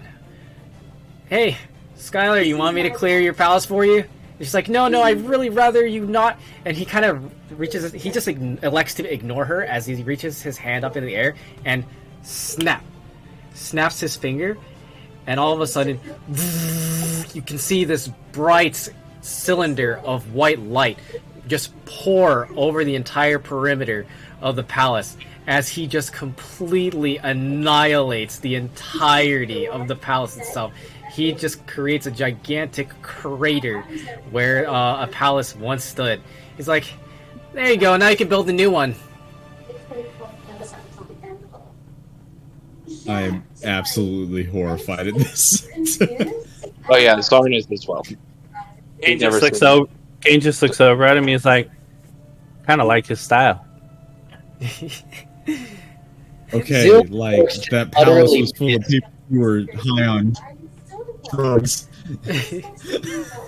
I'm like, I don't think they chose to go getting beast mode. Like they were just high on PCP or something. Zeal just No still rehab looks for those utterly guys. pissed.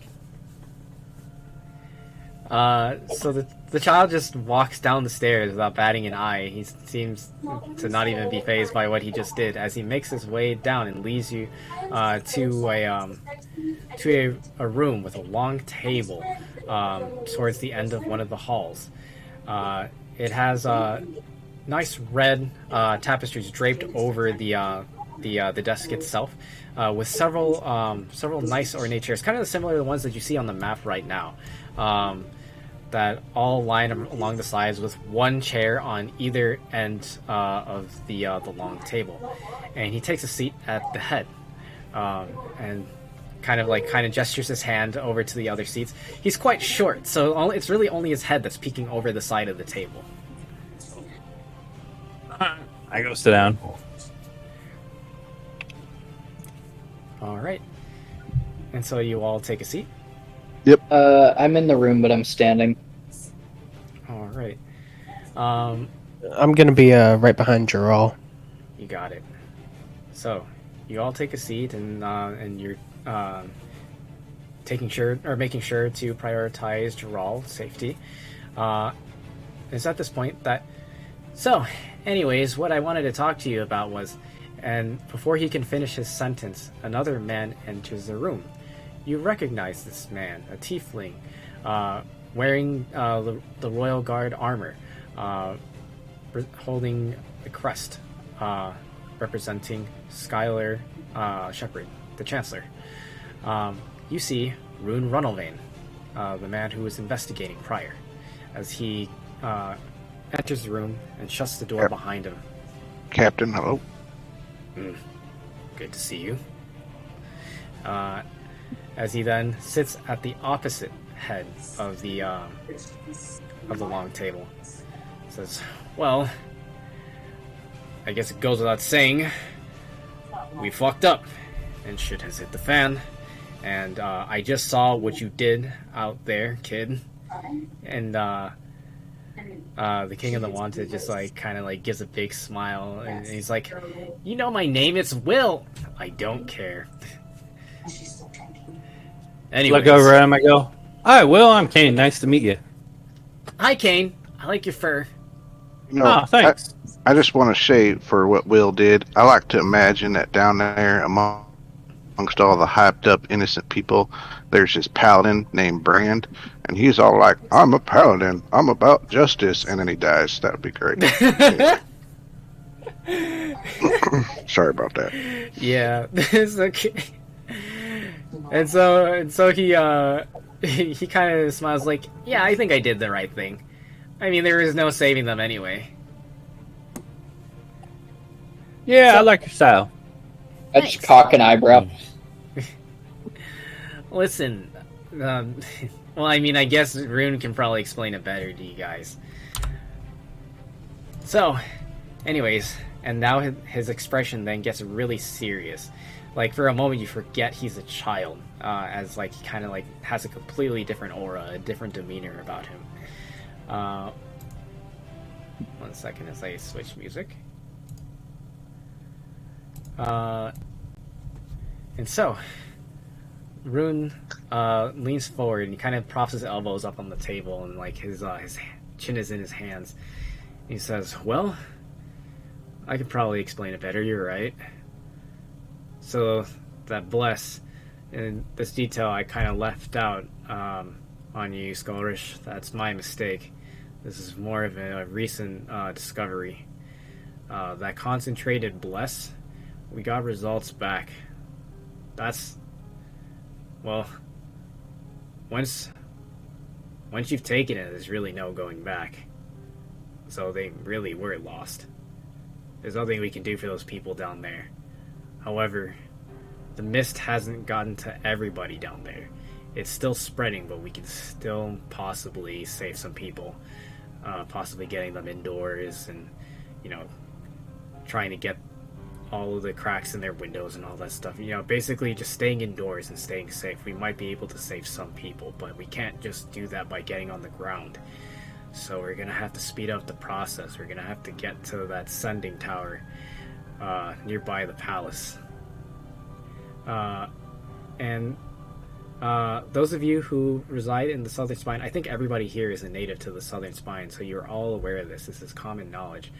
So there are these boxes that exist in the world of Initia that kind of like almost work like radios. It's basically a box of rocks. It's literally a bunch of sending stones with different runes laid into them to have different properties and reactions put into a box that then has more runes laid upon it and then plays sound depending on how close the sender is. An ascending tower is just essentially a radio tower. It's sending those signals out. Currently, as far as you all know, cities are only capable of broadcasting to themselves, so they can't go from city to city. It's just basically like a citywide broadcast that can be done. And so we have that to think about. We can send a signal and alert as many people as possible. Surely not everybody knows yet that this is even happening. We can possibly get people to safety, save some lives. The other problem is that, and I heard this from Skylar as she got on board, that Triss Zenemek made her move. She's been under close observation, though I didn't think that she'd do something so bold. And unfortunately, she is long gone. However, we do have one way of possibly tracking her and finding the source of this vapor. And he pulls out of his coat pocket a small shard glowing of teal as he places it down on the table. That's the second one. The third problem is that I've already gotten reports that there are multiple droves of these bless intoxicated people who are already running across the sands of the southern spine making their way towards the east, and I don't think I need to explain any further why that is. If they make their way across the border, it will be an official declaration of war, bless infected or not.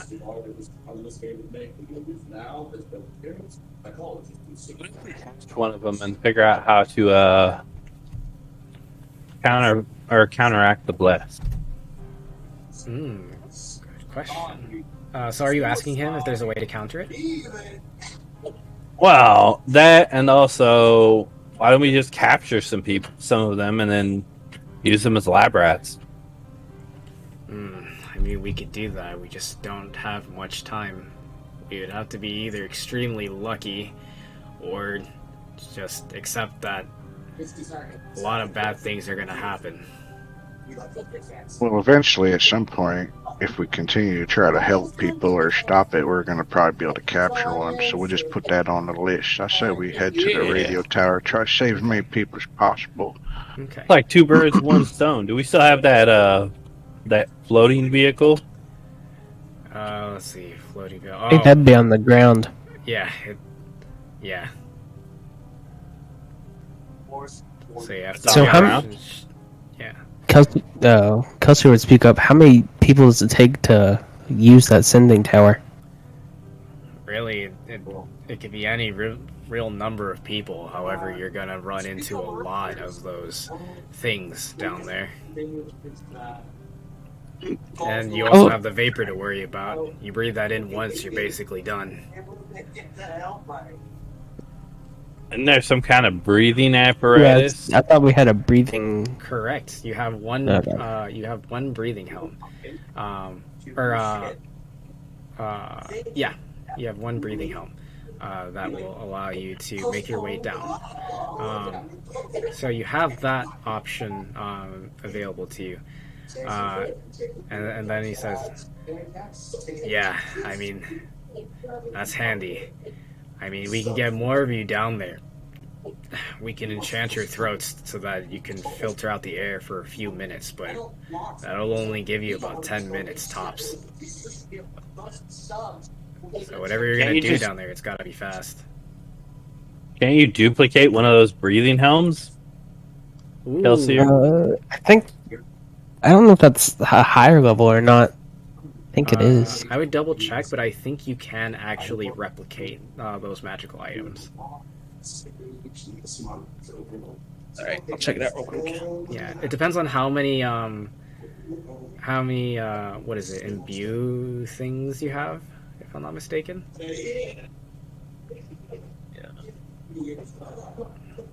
Yeah. So essentially what Rune is saying is that you have 3 different problems that you have to deal with. So you have to choose which problems you're going to deal with in which order, because time is a factor here. Time doesn't stop for any of these objectives as you're making your way through trying to address all of them. I want to hand the artificer my cloak and ask him to add the breathing the breathing stuff to it. So that's what I'm can looking actually at. replicate it. So Yeah, hopefully if you can. If not, you're gonna have a limited amount of time being down there on the ground.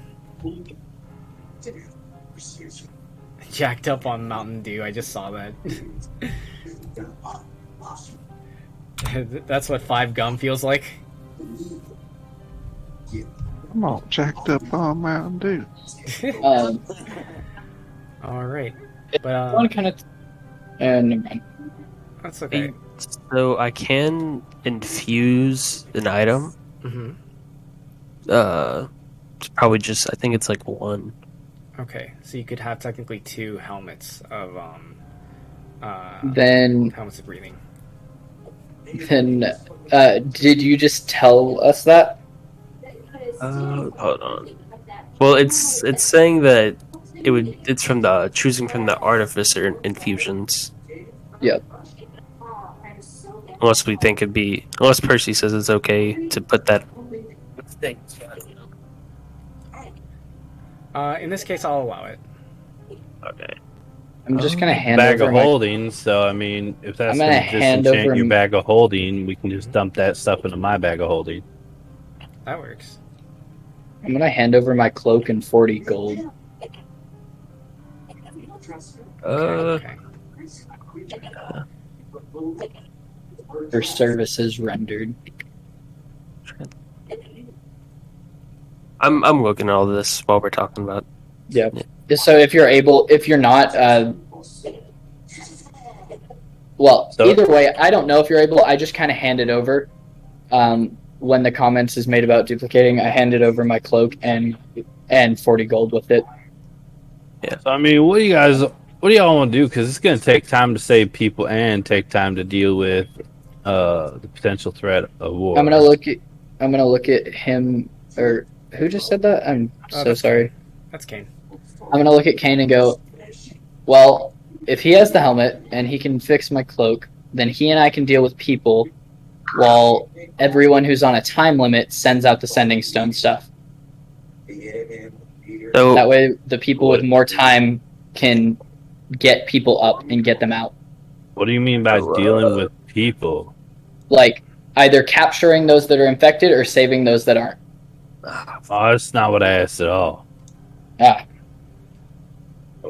We have quite a few different things going on. So we got, a group going to the east trying to start a war, and then we got to save people.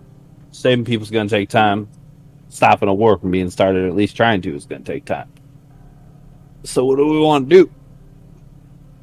So I only have one infusion available. Okay. So as a meta comment, if you want to do the cloak, you can. If not, that's fine. well, I'm thinking about the cloak, or I'm thinking about like my armor, and then I can just kind of I have thought that. you already had it. Yeah. Well, you I already have- it. Yeah, you already have the helmet, so it wouldn't be really worth it I know to. I have the helmet, but I could give it to you, and then put the infusion on my armor. Oh, I see what you're saying. Okay. Oh, I'd rather you keep the helmet and I have the cloak at that point. Well, I'm gonna already have like the helm for it, so just me. Fair. I mean, whatever Do you it want to that do. way, with because it. I don't know. Yeah. I think his infusions are personal. Oh, really? Okay, then yeah. I'm not 100% sure if he can infuse other people's equipment. Then if that's the case, then yeah, do that. In response to these questions, to the west. What? You're sorry. cutting I out. didn't hear a word you said. Yeah, you're cutting out, sorry. Can y'all hear me now? You sound like Yes. you're talking out of McDonald's mic, but yeah. Okay. In response to Kane's question, Zarn would say that he needs to go west. West or east? Huh? Well, they're going east. They're not. No, they're going west. No, We Percy, are how in long? the east. Zarn doesn't care where they're going. I'm He'll gonna say. message you it. Okay. Because isn't the army? Isn't that heading to the east? Yeah, the Blessed Army is making their way out towards the east. They're trying to cross the Thalos border to attack, which would then force a declaration of war. Meanwhile, Triss Zenemek is unknown.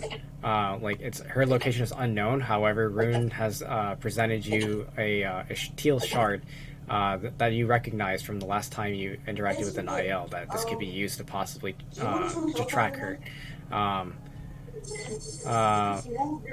And lastly, you have people below in the city of Bastion who still might not be aware of what's happening and cannot return to safety. Like, they're still out on the streets.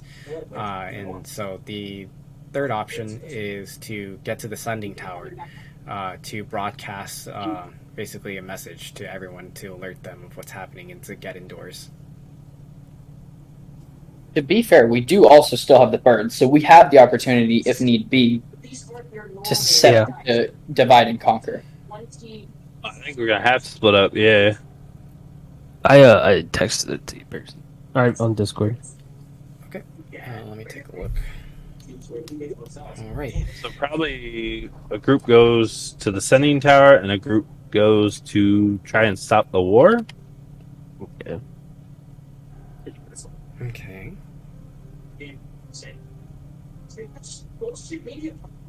But it's dependent entirely on everybody. Yeah. There's plenty of time to think about it, as we are now at the end of time for session. So, with... Before we end, I'm gonna go ahead and infuse my armor with the breathing apparatus thing. The other thing it said is after you finish a long rest, you may infuse. So you have to take a long rest before you can newly do a new infusion. Okay. My bad, Kelsey. Disregard what I messaged you then. In that case, yeah, it has to be after a long rest. So basically, like, as you're taking your long rest, then you declare, like, when you get up that that you infuse the item. I did the long rest, like on the third session. Would it has to be directly after a new one? Because I've done, like, a couple of long rests between those.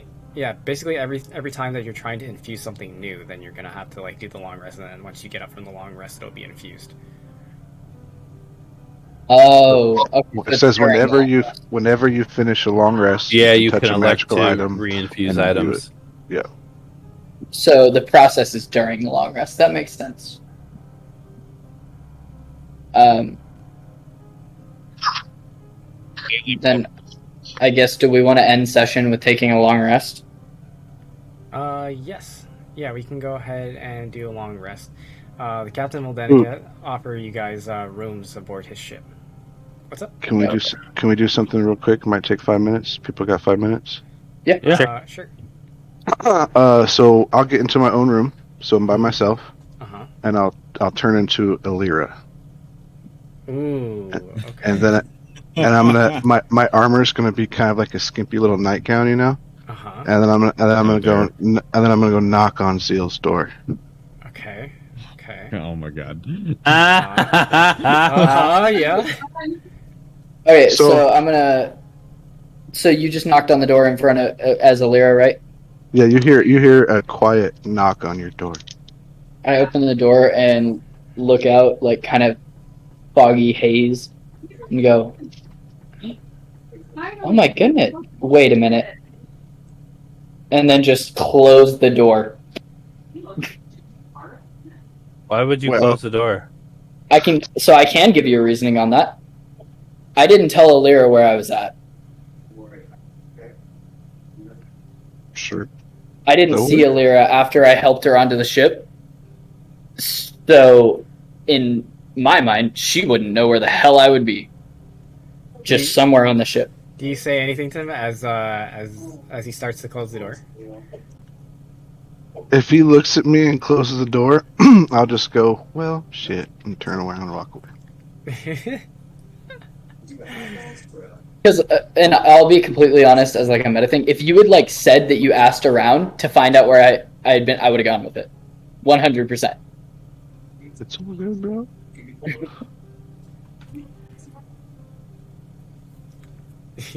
That's all I just want to have a little fun. That's all. Okay, I got you.